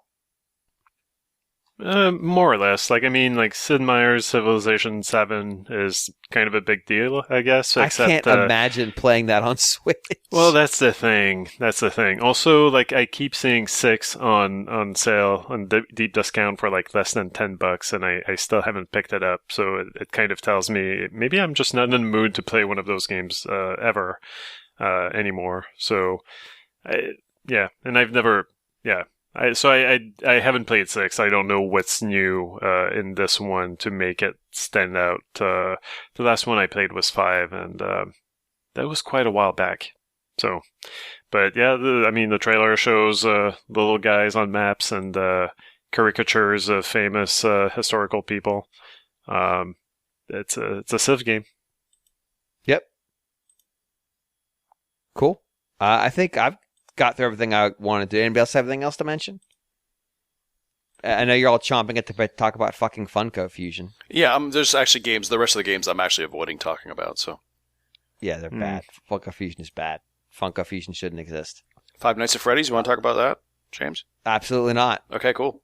Agreed. Or the other Five Nights at Freddy's, because there's 2. Legend of Heroes, Trails in the Sky. Yeah, shit. I'm sorry. Yeah, wait, is that not? Well, I forgive you for forgetting to talk about it because Nintendo kind of forgot to include it almost. Yeah, it's right there. Yeah, so this... Oh, Jesus. This was the thing I was most excited about. Damn it. They announced and also said it was coming to Switch a remake of The Legend of Heroes Trails in the Sky, the first game. This is the very first Legend of Heroes game. So it's kind of a good starting point. And what's exciting is that not only this is coming to the Switch, it is coming to the Switch. It is made for the Switch. This remake, seems to be designed for it. So it's not going to be... It looks really nice. Yeah, it looks much better than other ports, that they... And it's not like Cold Steel, where we got the last 2 games out of 4. Right. Or some fucking bullshit like that. Yeah, so this is a good starting point. Sure, you could go play this on your PSP Go, like I tried to do a few years ago. Or you could play this on your Steam Deck, but this was a PSP game. And even when they ported it to PC, or I don't know if it was the other way around, but it's an old game. And everything about it, the menus are not super intuitive, the graphics, it's just pre-rendered 2D sprites or something, 3D but 2D. Anyway, so this is such a massive step up. So it's just very exciting. I should clarify, I misspeak. This is not the start of the Legend of Heroes. This is the start of the Legend of Heroes Trails games. Because the ones before them were the Dragon Slayer and the Gargov. My mistake. But Trails from Zero is a pretty good starting point. And Trails from Zero, Trails to Azure, those two together, they referred to as the Crossbell arc, are really, really good. Now, the problem is those are kind of necessary reading material for Cold Steel, which we only have I think we only get 3 and 4 on Switch because fuck you. And then Trails into Reverie and Trails through Daybreak, I believe, descend from the Cold Steel games. So, get fucked, I guess. But yeah, you can get by. You do miss a little bit if you go into to Trails from Zero, because you meet the characters who come from this series of 4 games. The Legend of Heroes Trails in the Sky. Is it 4 or is it 3? I think maybe it's just 3. But it's not such you get their backstory. They give it to you because there was a big fat gap between those games and Trails from Zero. But Yeah, I've never played these, and I thought I would never get to play these because I didn't want to play them on a computer because these games aren't super long, but they do take up time, and they're really good on Switch portably. So now I'm going to get to play these, and that makes me excited. Now, they've only announced the first game, and presumably they're going to do all three because they basically called it Part 1. Mm-hmm. The question is, will they continue to do 2 and 3 on Switch? Or will they do something goofy and move it to the successor? And will the save files transfer between them? Who can say? But watch this space, because this was basically a stealth announcement that this remake even exists. So yeah, it was like in the sizzle reel, and it's like, okay, world, this is your first glimpse at this. Also, you didn't know this was coming at all. Yeah, it's very weird. Yeah, like it feels like Nintendo doesn't fully comprehend that Falcom actually has a series that they should be thrilled they have access to now. But hey, play these. Play Zero. Play Trails from Zero. Play it right fucking now. Play it right. Stop what you're doing and go play that game. It's really good. It is an excellent game for playing while I was at the gym on the elliptical. Because, boy howdy, you can burn some fucking time in that game. But yeah, this is probably the most exciting announcement to me, and I'm really annoyed I almost forgot it. So thank you for reminding me, Guillaume. Mm-hmm. All right, now for real, are we done? Yeah. Okay, great. I want to appreciate everybody's time for getting us through this segment, because there was a lot here. We were like, let's not talk about everything. We talked about basically everything. Yeah, it was pretty jam packed. It was much more than I expected. We didn't name Fitness Boxing 3, Goat Simulator 3, and SpongeBob SquarePants: The Patrick Star Game. Or That's Star Wars Hunters. Well, yeah, I am also curious, just as someone who's My Sims is back. Speaking of retro collections, there you go. Yeah, I am curious what FC25 is going to be like on the Switch. You know, I'm playing it on other platforms, but the last one was the modern game, right? So presumably they're going to keep it going. It's not the change over to FC, leaving the FIFA license and everything in the past, finally seemed to cajole them into actually making a proper, version on Switch that, was aimed to at least, obviously with adjustments and, certain compromises made, but something that was actually in line with the versions that are on, Sony and Microsoft consoles and whatnot, rather than just the legacy version that they updated rosters for God knows how many years for the FIFA games. Yep. Are you suggesting that a product with the FIFA name on it might just take the money and run? That seems out of character. Negative equity at this point. Yeah. Well, I mean, don't forget, it's still an EA Sports game, so don't give them too much credit. Sure, but don't go I want to be clear. Unstoppable force, immovable object. Yeah, just ask the community what they think about the FC Sports games, and they'll probably burn your house down just out of anger. In the FIFA EA relationship, EA was the responsible partner. Yeah. Like that's where we're at. It's funny because once I started playing the FC games, you started to kind of like watch like some of the prominent FC YouTubers, and they basically all hate the game. But it's like, but the joke is everybody hates the game, but they're like, see you in September because it's the only game out there. So we have to buy it. It's just like, and people are like, I'm so glad I quit FC. It's like, because you get these people that just buy tons of Ultimate Team cards, right? They spend so much money. Oh, yeah. And some of the comments that they make are almost like they're like gambling addicts that have quit. And they're like, I quit playing the FC games and my life is so much better now. It's so hilarious. It's gambling Stockholm addiction. It's crazy. It's like, I'm addicted to having Stockholm syndrome. Please. Yeah. Please continue to make my cards invalid 8 months after I bought them with the new game release. Yeah, it blows my mind. I'm begging you. Yeah. Oh, thank you, EA. Thank you, EA. Let me say something that no one has ever said, unless they were saying it to their banker in the Cayman Islands, laughing. Thank you, FIFA. Thank you. Man, how many? I don't know. I'm thinking, what's the car of corrupt officials It's got to be like a Bentley or something. Mm-hmm. Maybach, probably. A Maybach, yeah. 6 out of 10 corrupt government officials in Europe drive Maybach. Yeah. For some reason, I picture sort of more of a Pope mobile kind of thing. I don't know what that says about the kind of mental associations I have in my head. I was just thinking more like your average FIFA commissioner who shouldn't have this kind of money and yet took a private plane to the current meeting of the world. It's like, why? Just tell me you're stealing the money then. Just wear a shirt that says, hello, my name is Embezzled Funds.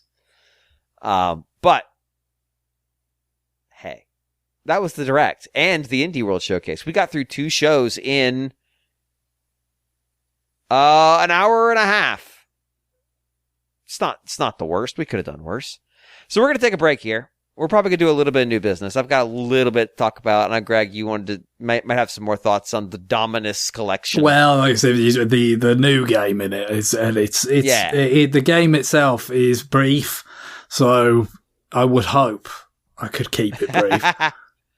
I don't know what Guillaume and John have going on. We'll find out on the other side. So please stay tuned.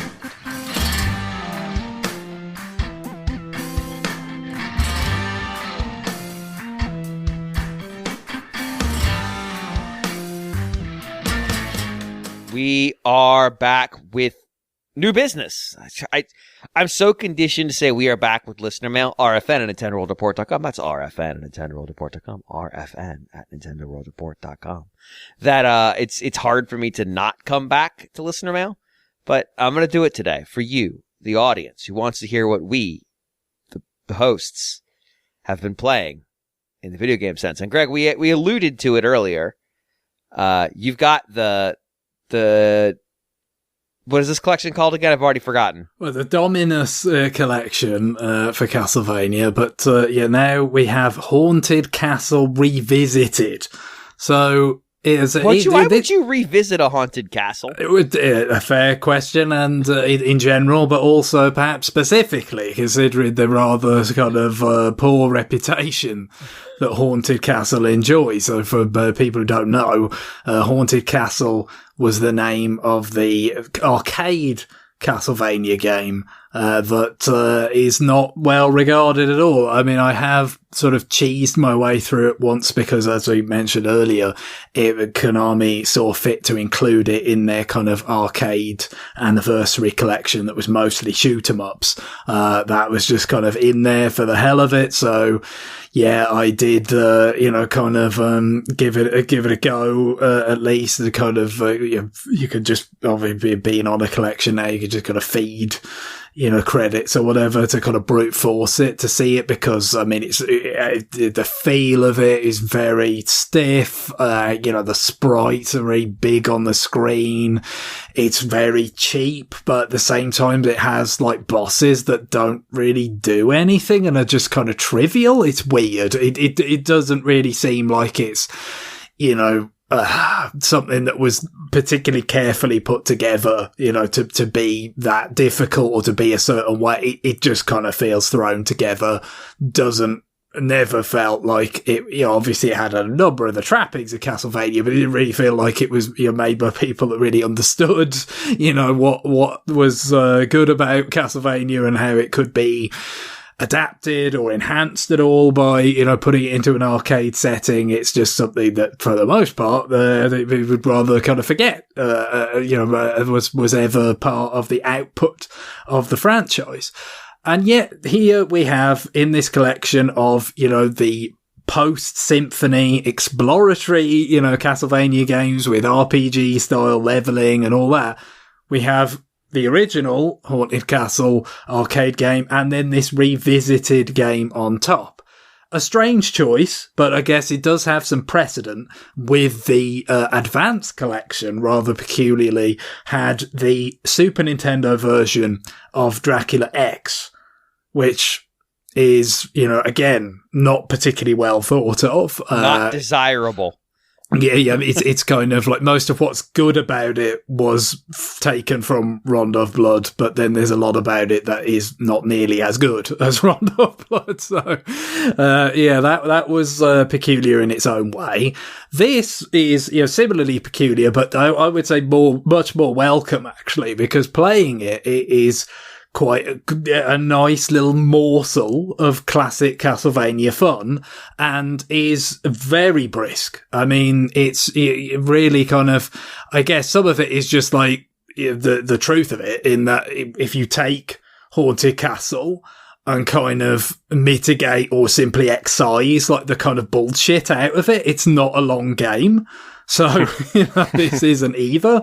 But, it's really is kind of a new game in many ways, just built on the sort of, the barest bones of Haunted Castle itself. In many ways, you could look at it as a kind of sequel or a kind of spiritual follow-up to Castlevania Rebirth, or the Adventure Rebirth, I should say, which M2, the developers are responsible for this Dominus Collection, also made for WiiWare, wherever it was now, 15 years ago, something like that. So that was kind of rehabilitating a sort of not particularly well thought of Castlevania game, the first Game Boy game, Castlevania the Adventure, and, kind of made that into a much more enjoyable experience, kind of just with the most sort of basic kind of scenario and settings kind of kept intact.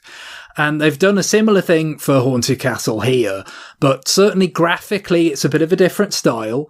If I could liken it to anything, not that I'm particularly knowledgeable in this area, but it's just what it reminds me of, it's sort of latter day Neo Geo games, where you have some kind of bespoke, like handcrafted sprite work for characters, but then for backgrounds you have more like pre-rendered or like digitized artwork, or even photographs, or that kind of stuff for background layers. And so it might not all be like things that were rendered as CG and then converted into background sprites, but like various different ways of like drawing backgrounds elsewhere and then putting them, converting them down. Like, it's got that kind of look to it. So it is a chunky arcade kind of look, but not the one that Haunted Castle had, really. And that's mostly for the best, because that game is pretty hideous, it's got to be said. I mean, it's the colours, it's just not a good looking game at all. And so here, the aesthetic is not exactly what I would say is like a gorgeous Castlevania aesthetic in general, but, and I probably would say I preferred the look of, Rebirth on WiiWare, but it's got an arcade feel that isn't just rubbish like the original was, so it's kind of like, you can imagine this is something like Haunted Castle as perhaps it should have been. And, the gameplay wise and everything, that kind of extends further because it's so forgiving. I mean, surely no arcade game, even though it is very arcadey in terms of the level design, for instance, is significantly more straightforward than even the Adventure Rebirth. Adventure Rebirth has like levels that have some kind of additional branching kind of sections, which might lead you to, more points and more hearts to collect for your sub-weapons and things. But because it was WiiWare, because the scope of it was quite narrow, they didn't kind of, I doubt they had the capacity really, or perhaps they simply chose not to kind of broaden that the way that like Rondo does, where it's like, okay, well now that's going to go to a whole different boss and a whole different level for like the 5th level. And, it didn't do that. It always collapsed back to the same boss, and it was, a 6 level game or whatever it was. It was still quite small. Here it's, similar, like 6 levels, but even like the levels are just more straightforward, right? There's less hidden, not really any hidden stuff or anything like that. It's just pretty much a straight run. So, it's got that, in that sense, it kind of, it just is what you would expect more from like an arcade kind of game. But it's so, but like they let you jump at your leisure kind of thing. You can control it in the air. Like the knockback is not nearly as bad. If you fall in a pit, you don't die. They bring you back and just take a bit of health away. The damage is really quite like it is blasphemy. And I have played this on hard difficulty now, and that is still true. Even on hard, they still don't kill you in a pit and stuff. So it is really just like, okay, let's take this thing that was a sort of miserable slog and turn it into this brisk, breezy, kind of enjoyable slice of classic Castlevania.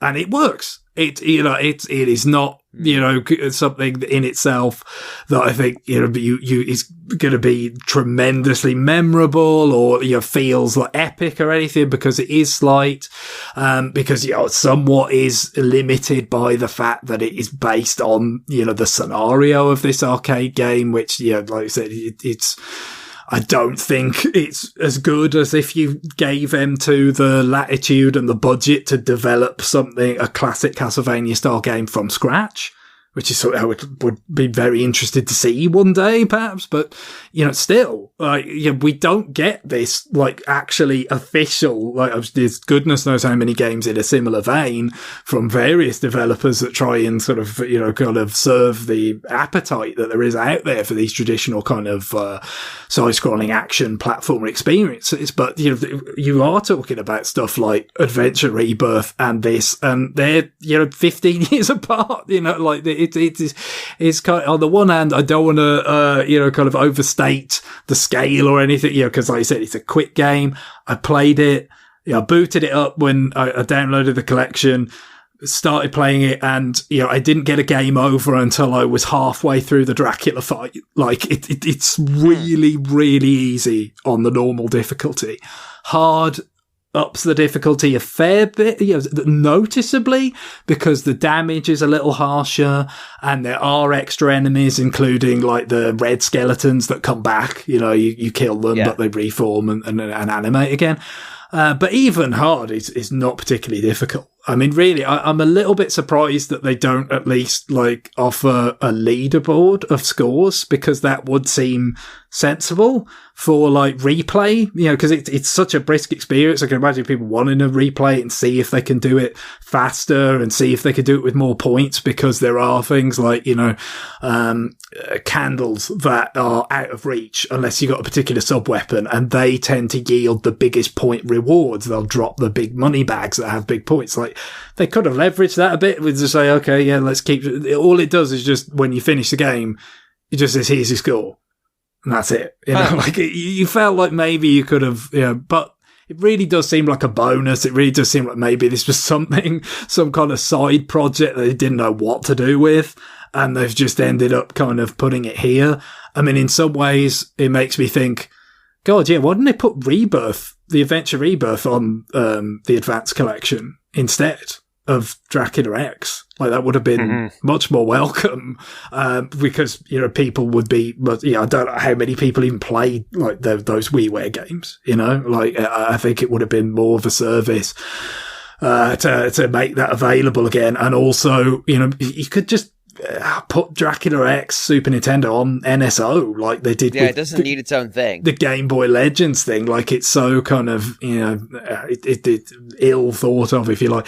I think that would have been better. But I mean, perhaps in some time, they could do those Rebirth games together, Gradius, Contra, and Castlevania as one thing, perhaps, because M2 made all of them, and they're all, they're all, somewhat insubstantial. They get your WiiWare. It didn't really lend itself to spending a lot of money to make these things, because you weren't going to be able to charge a lot of money. $12 was your cap.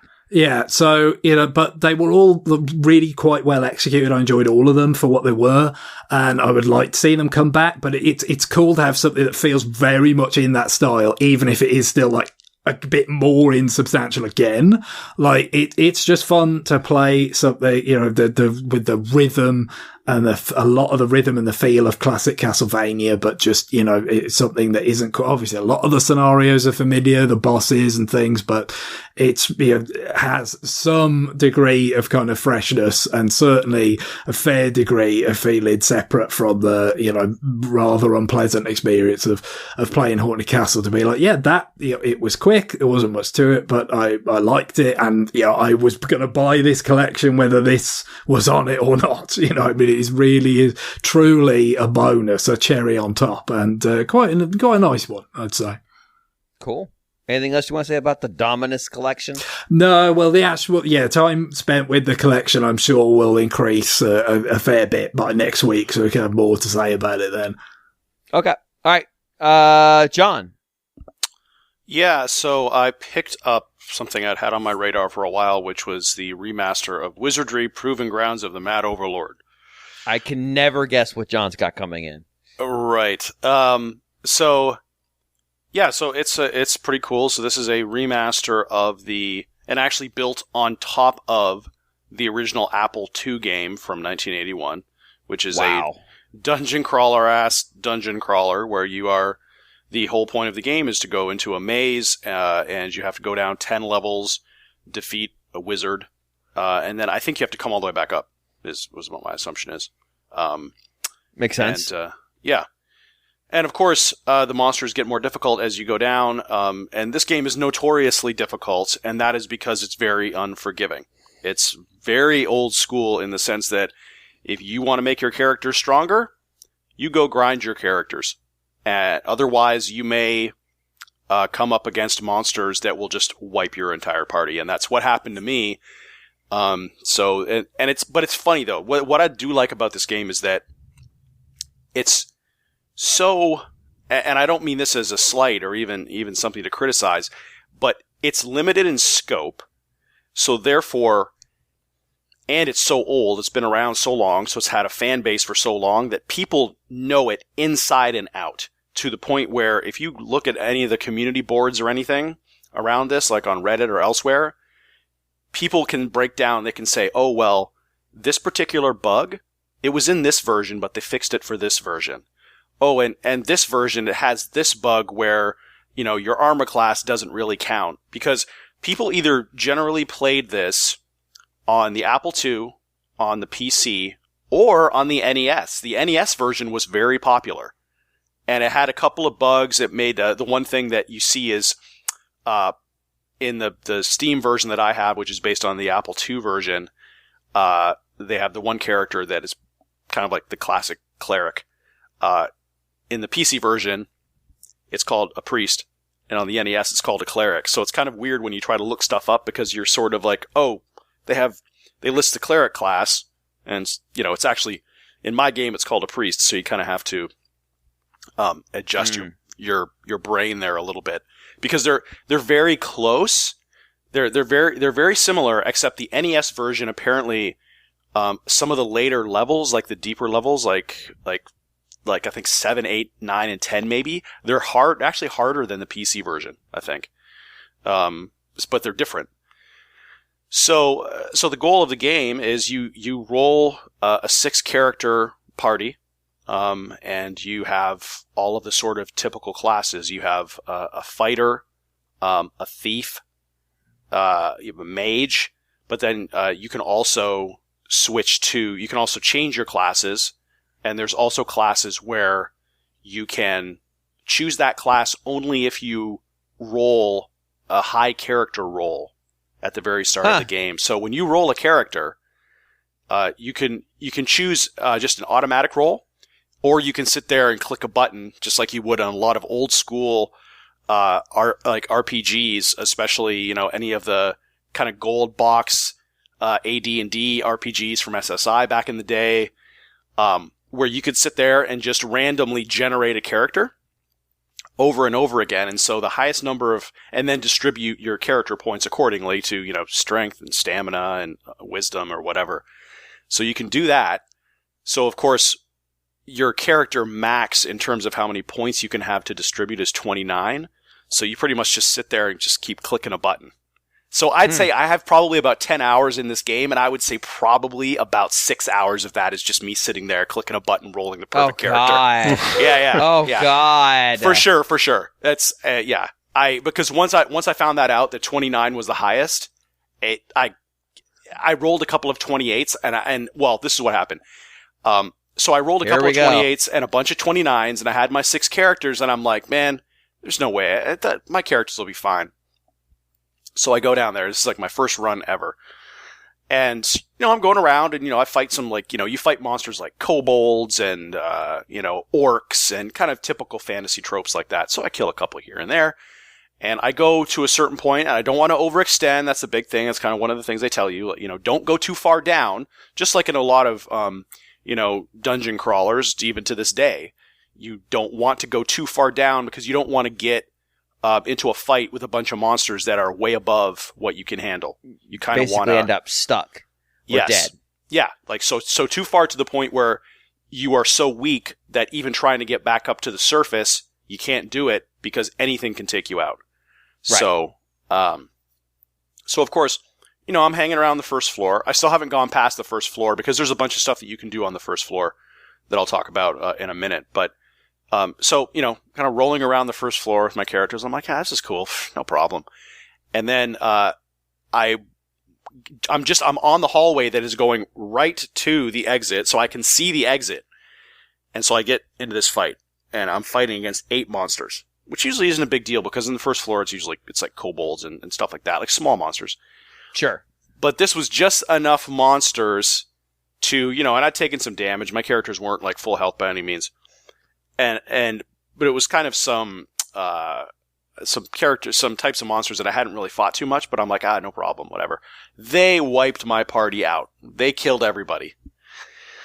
Just killed everybody. And so at that point, you go back up to the surface, and one of the things that they tell you to do in any of the guides for this game is you can go back into the maze and rescue your dead characters, but you have to have another party to do that. So what they tell you to do is it's ideal at the start of the game or close to after you start is you have to raise up another party as a rescue party. And so you swap them out.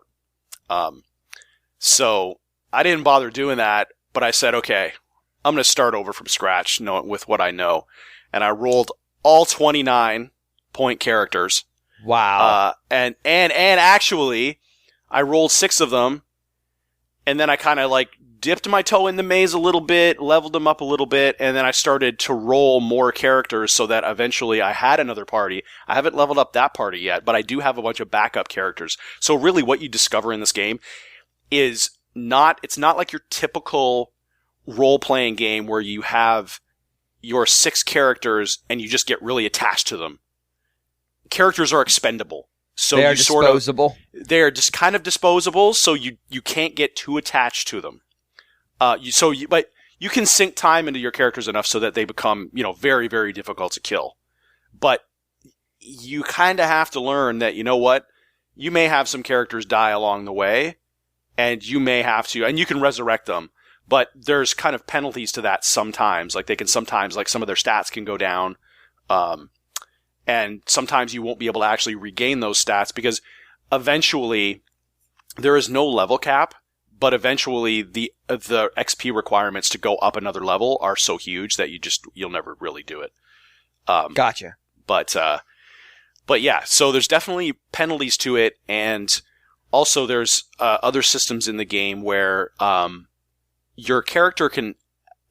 I think you would have to do this a lot in order for this to happen to your character.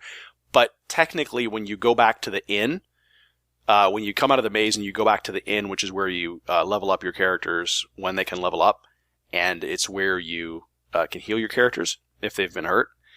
Every time you rest your party and heal your characters, and all this stuff, you can turn all this stuff off too, because they have the old school options where you can make it as easy as you want if you would like. Gotcha. But your characters age a little bit every time you rest, and apparently characters can actually die of old age if you rest them enough. So there's all of these little harsh things in the game. Sleep to death. Yeah, that can make it pretty difficult.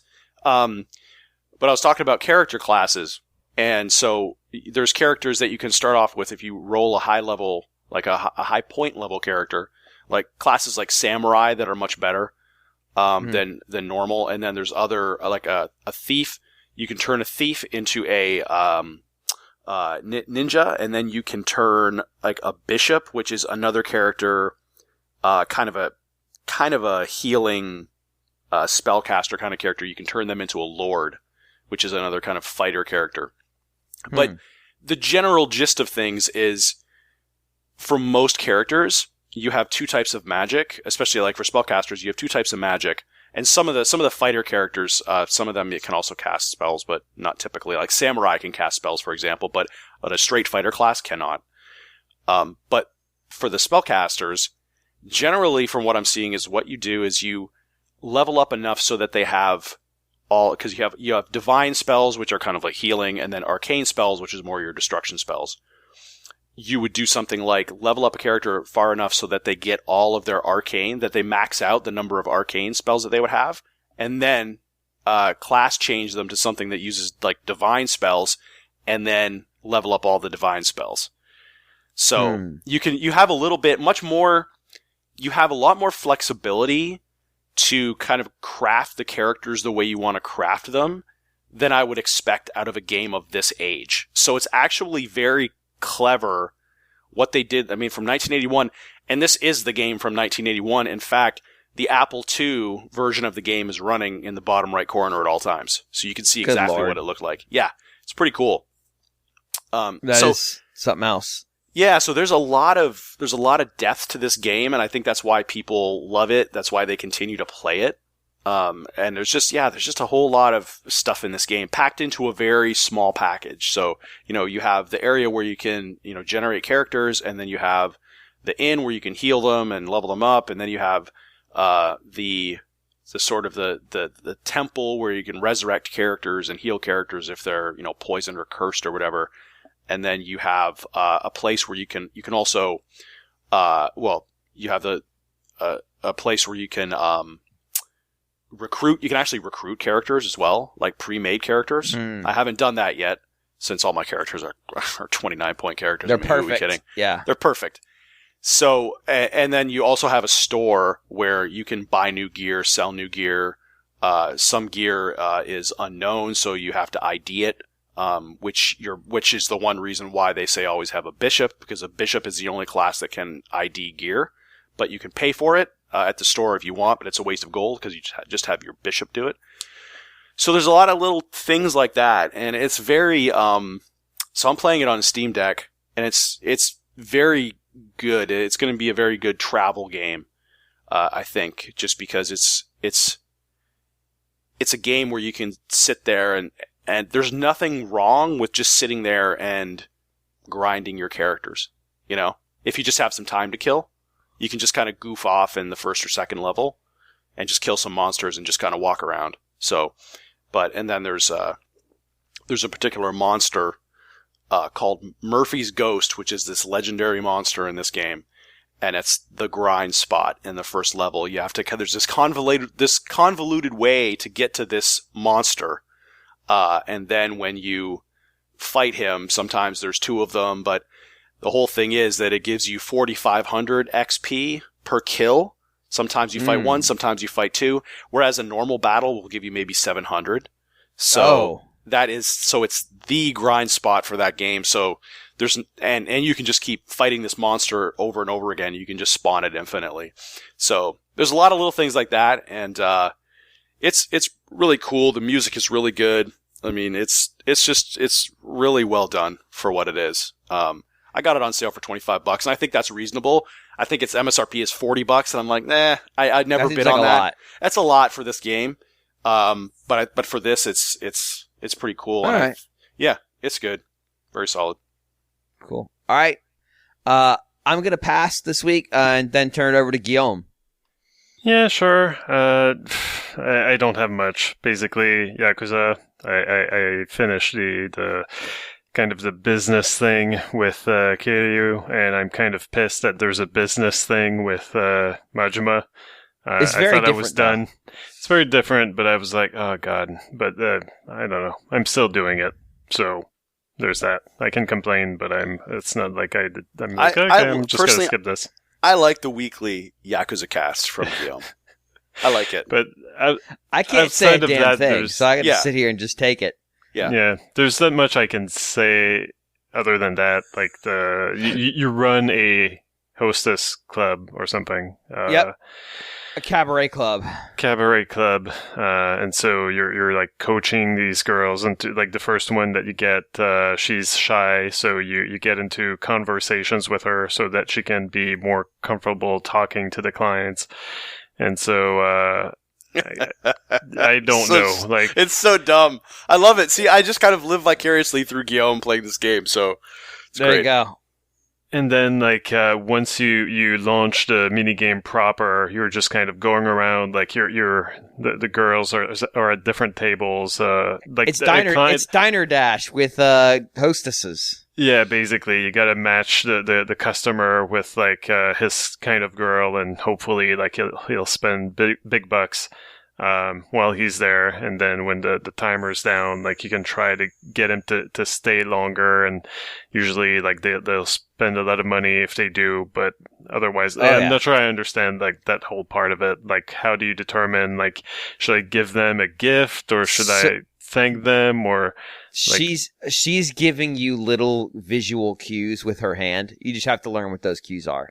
Yeah, well, that's when you're troubleshooting, right? Like, so I'm learning that. Like, you got to learn, but I don't know. Like, at the end, like, once the customer wants to go.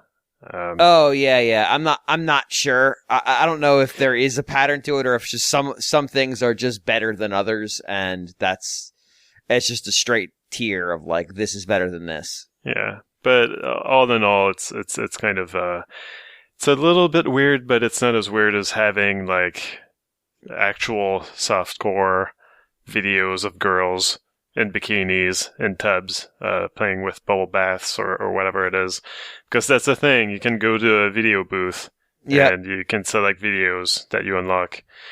But they're, like, weirdly not pornographic. Like, they're almost stridently not pornographic, and yet at the end you still get Kiryu going,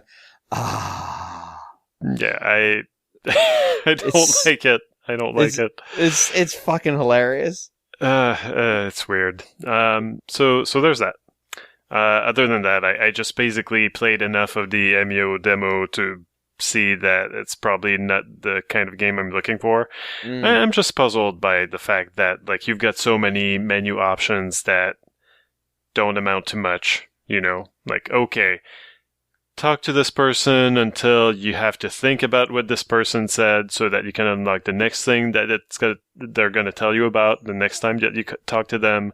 Also, there's the call, which I'm not sure, you know, what the difference is between call and talk. You know, like, I guess call is like when you look at who you can talk to, and if the person you wanted to talk to is not there, you try call, and then you call them over to you, if they're, like, in the background or something.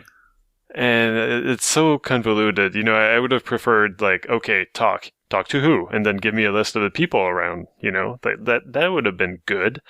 But yeah, like, this whole system, like, it just seems to be, like, keep poking at the options until you run out of options, and then move on to the next story bit. No, it is. I mean, look, James, you've played the other games, so I'm sure you know very well, because I imagine it's very much a continuation of this, but I did kind of at least finish the second chapter that was in the middle of the demo last week. The third chapter, they did update it, but that was after the Castlevania bomb went off, so I haven't played the third chapter of third and final chapter of that kind of episodic demo. But in the second one, there was a little bit of it. First of all, there was a bit of it I hadn't got to last week where you play as Ayumi Tachibana, I want to say, the sort of character that's been in other Famicom Detective Club games, but not playable. Kind of doing investigation, sort of another part of the investigation. The sidekick. Yeah, so just, like, kind of interviewing some people at the school, basically, rather than at the crime scene, which is what kind of the player insert character was doing. But also there was a moment in terms of the notion of you kind of just prodding at different options until something, you hit the thing to kind of open up the next chain in the sequence or whatever. Like, there's a bit that very strongly leans into that. Like, the whole notion is just like, basically you're like, okay, I went out to the crime scene to have a look, and then you've realised that you can't get back because there isn't a bus for like an hour. So then it's like, well, I'm just waiting for a bus. How do I advance this? Like, it's very, you're very knowing at that point. Like, there's no logic to this. You're just going to try everything until it advances the story. Like, it's not bashful about it. Let's put it that way. But it is. It's not gonna. But equally, if that's not your cup of tea, it really is going to be quite upfront about that. Oh yeah, there's stuff like that in the 2 remakes where it's literally just like the actual answer is you just have to fuck around on the screen for a little bit, and then a character just shows up. So there's literally nothing you can do. Like, the whole purpose is our lead character is just bored waiting for a bus, I think. And then it's like somebody shows up and that triggers the next scene. But you may even be able to just put the controller down and just wait. I don't know. But they expect people to just go, okay, talk, look, walk. I need to stay here. Okay. And then eventually something happens and you're good to go. Yeah, there was one thing in the demo that tripped me up, and I guess once you know, but until you do, you're in trouble. But what I needed to do was look at a character's face specifically, but so when you move the cursor around, when you're in look mode, usually like it tells you, or what it used to do, like earlier in the demo, like, okay, like there are weeds, so you're looking at the weeds, and he's going to tell you something about the weeds. And if you point at the garbage pile, like he's going to tell you about the garbage pile. But then, like, there's a whole, like, you point at the sky, there's no call out, like, it doesn't say, like, this is pointing at the sky. So, like, you could try to press A, and, like, he's not going to comment on the sky. But then, in the next scene, when you're in the police precinct, like, there's no... I was moving the cursor around, thinking if there's something I can look at, it's going to call it out by name, and I'll know this is a clickable item. But it didn't do that. And I tried... Then I realized, like, okay, I can look at this cop, and it says something. And then I kind of got stuck in a loop of not being able to get anywhere. And eventually, like, I realized, okay, like, they keep telling me to look at something. And so I specifically had to look at the face, and then that triggered the next thing.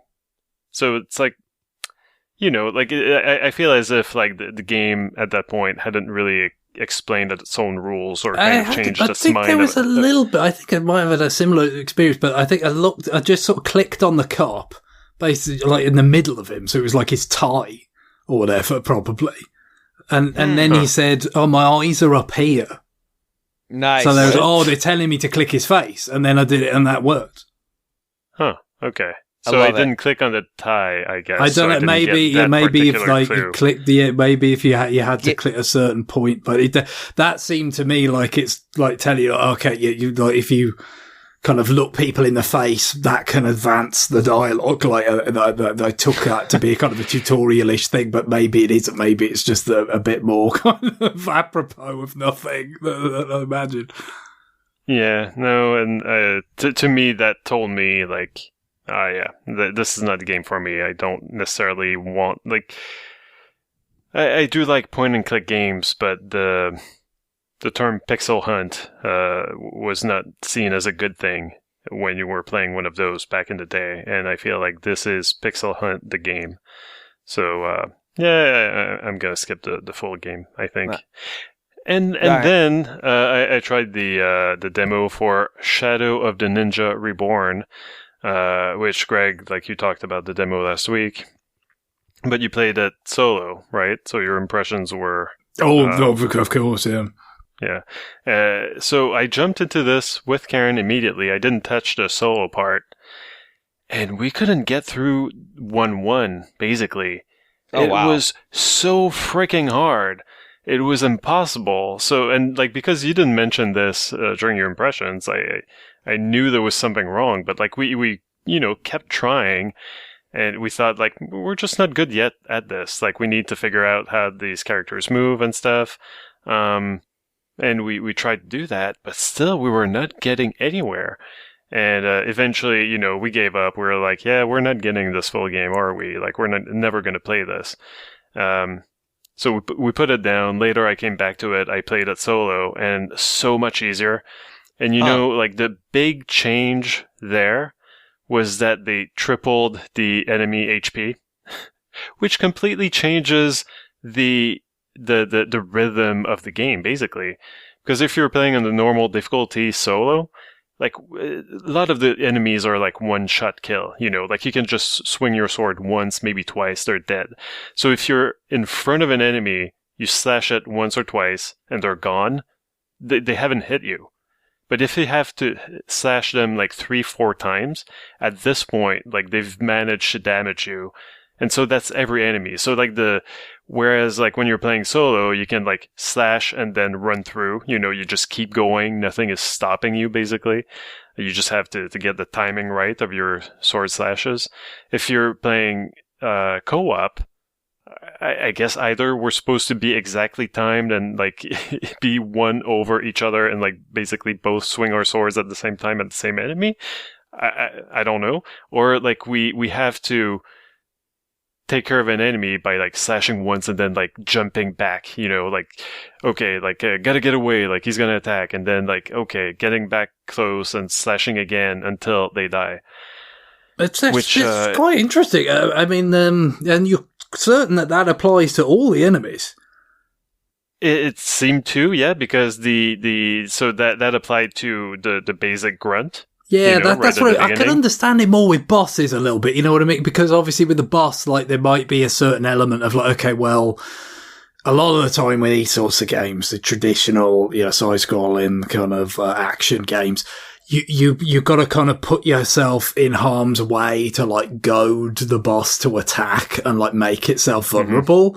But it's like, but if it's co-op, like somebody can just be like just chilling out back there, like, damaging it from range while one person is, doing the harm's way bit. So they could maybe, a boss might kind of fall apart at that point in terms of the way it was kind of designed. So maybe you triple its health to kind of balance that out a bit more. But every enemy, I mean, that just doesn't seem logical at all. Including like these like big kind of weird energy cannon things that shoot these round balls of energy at you. Like they don't even have time really to shoot at you in a certain part of the first level when you're playing solo. But when you're playing two players, like I haven't found a good way to deal with them. Like, you have to keep slashing like mad, and their balls of energy, you seem to be like pushing them back a little bit until eventually they dissipate. But anyway, like, it's just nuts. And in the meantime, you're surrounded by enemies because there's no real way to advance slowly when there's the both of you. Like the screen is filled with enemies, and they attack from everywhere, and they attack from further away when you're playing co-op than when you're playing solo. Like, so everything on the screen is out to kill you, and it's not a good experience. And it's funny because I get the PR emails, and here, like in this one I got from a while ago from the release day, it says, co-op mode revamped. The beloved local cooperative mode has been reworked, offering seamless integration and more intense team-based action. I don't respond to PR emails, but the temptation was pretty great to just like reply and ask, like, can you make the intense team-based action a little bit less intense, please? Because this is not why I play these games. Like, this is not fun. I kind of feel like they ruined the co-op. Like, it's not good. I mean, the reviews have gone up now. Zach has reviewed it for Nintendo World Report. He mentions the co-op as a positive, but I didn't see, like, in his impressions any kind of Like, he didn't touch on that, so I'm not sure. Like, he does mention that at some point he turns to his wife, like, he's struggling on level 5, and at some point he turns to his wife and says, "I think I hate this game." And then he says, I was going to say, and I've seen other reviews about it. It does seem like, as a single-player game, it is quite tricky. And I mean, I wouldn't really expect otherwise, right? Because the original game, you know, from Natsume, like, that was essentially like a post-Ninja Gaiden game, right, on NES. So that presumably, I've not played through it or anything, but I'm assuming it was pretty tough. You know, so if you're going to be somewhat, obviously this is like a radical aesthetic overhaul, because more so than the other ones they've done, because you're taking an 8-bit game and kind of upgrading it to this more like kind of Neo Geo looking sprite work. But, you know, if you're going to stay true to that general kind of feel of, you know, kind of Ninja Gaiden inspired action game, like it should be tough, right? Yeah, you know, but it's interesting that it seems like they're sort of, and again, I don't know how much in tune with apparently, you know, the co-op that already existed in the 8-bit game this is, but the notion of like, we can't let co-op kind of interfere with that. We can't let it make it easier. We've got to at least make it harder, and by the side of it, make it harder in co-op. You know, that is kind of a little bit interesting. You wonder if it's the kind of thing where they might bring in kind of different difficulties later or something, but yeah, I mean, just playing the first level, like, it took a little while to do, you know what I mean? Like, considering it is the first level, like, it's as it is a single player, it's not like, it's far more challenging than most, you know, first levels you're going to run into. It's probably more challenging, like, the entirety of Haunted Castle revisited, just that first level. But, like, it wasn't crazy. Like this sounds like the co-op just throws it way out of whack. Yeah, like, after playing the co-op and trying, like, really trying, like, I did the solo, like, I finished it immediately. It felt so much easier, and so, but I feel like there was no way that Karen and I were gonna have the patience to get good enough to play through the co-op. So it's too bad. So I will be waiting for that patch that adds an easier mode before I even consider getting this game. But it's too bad, because it does look great. Like, the sprite work is fantastic, and it seems to, you know, generally, like, it plays well and everything. So this should be, like, right in my wheelhouse. And it's just because they kind of messed up with the co-op. So that's a shame. Yeah. And that's it this week. All right. Well, like I said, I'm going to skip for this week. So that actually takes us to the end of the show. And Greg, what is our music to close out this double direct showcase? Double Dominus Direct, yeah. It's got to be Castlevania. I think it's been a couple of years since you've done anything from Castlevania with a kind of sort of a new game, even if it isn't entirely new. It certainly doesn't have any, like, completely original music in it, but it is new music and a little bit different in style. As I said, this is, you know, the Haunted Castle Revisited is very much like the Rebirth games in a lot of ways, but it does not use that sort of same kind of sound style, the kind of FM synth, like X68000 kind of sounding thing that M2 was doing for all of those games. It goes more for a natural sound, piano, guitar, all that kind of stuff. And you know, that was one of the things that was better, actually. One of the redeeming qualities of Haunted Castle is that it did have, you know, for its day, pretty decent kind of arcade soundtrack, and indeed, like, back then, you know, some of that was reprising, you know, themes from other Castlevania games. But the first level, Cross Your Heart, that is, as is often the case with Castlevania games, right? That kind of first level is kind of like the anthem of the game. And, you know, it may go down in kind of history and get kind of reprised in future games. Now, with this, it didn't really get used for either. It's, you know, pretty, it compares favourably with a lot of its kind of equivalents in various other Castlevania games, but I guess because Haunted Castle itself was not, you know, very cared for, it didn't reappear very often. I think there's a sort of data in it for Rondo, but they never actually used it in a level on PC Engine. But it did come back almost like appropriately enough, considering this collection the Haunted Castle has ended up being in Portrait of Ruin, the middle game of the three DS games that are in the Dominus collection. But here, I think we're going to go with the new version for Haunted Castle Revisited. Like I said, a lot of these arrangements, I think, are pretty effective. I think this did also come back as a remix in Smash for Simon Belmont and all the associated stuff, that is a good version. That's got a choir and stuff. It's, you know, they did some interesting stuff with that. But this is more like kind of straightforward guitar, piano stuff, but very good. I think it's someone known as Chibi Tech that was responsible for the arranging on this one. And I know they've worked with M2 before because they did, of all things, the Game Gear Micro menu music, God. Which is it's you know exactly what they, you know, if you've had NES Mini, Super Nintendo, Mega Drive Mini, it's exactly that sort of thing, but for Game Gear. But he gets shockingly more ill-conceived. Well, I mean, you know, if you're probably fine listening to it, aren't you? It's actually been able to see anything. Well, that's why you have the big window Mini, obviously. But this is kind of a really fun, you know, kind of strong, driving, you know, introductory Castlevania level theme that is just, you know, it has come back, but not as often as your Bloody Tears, which is also in this very good version of it. But again, give you an idea of just like the kind of vibe that they're going for, very rocking. All right. Well, on that, it's time for us to go. Bye, everybody. Later. Bye. Bye-bye.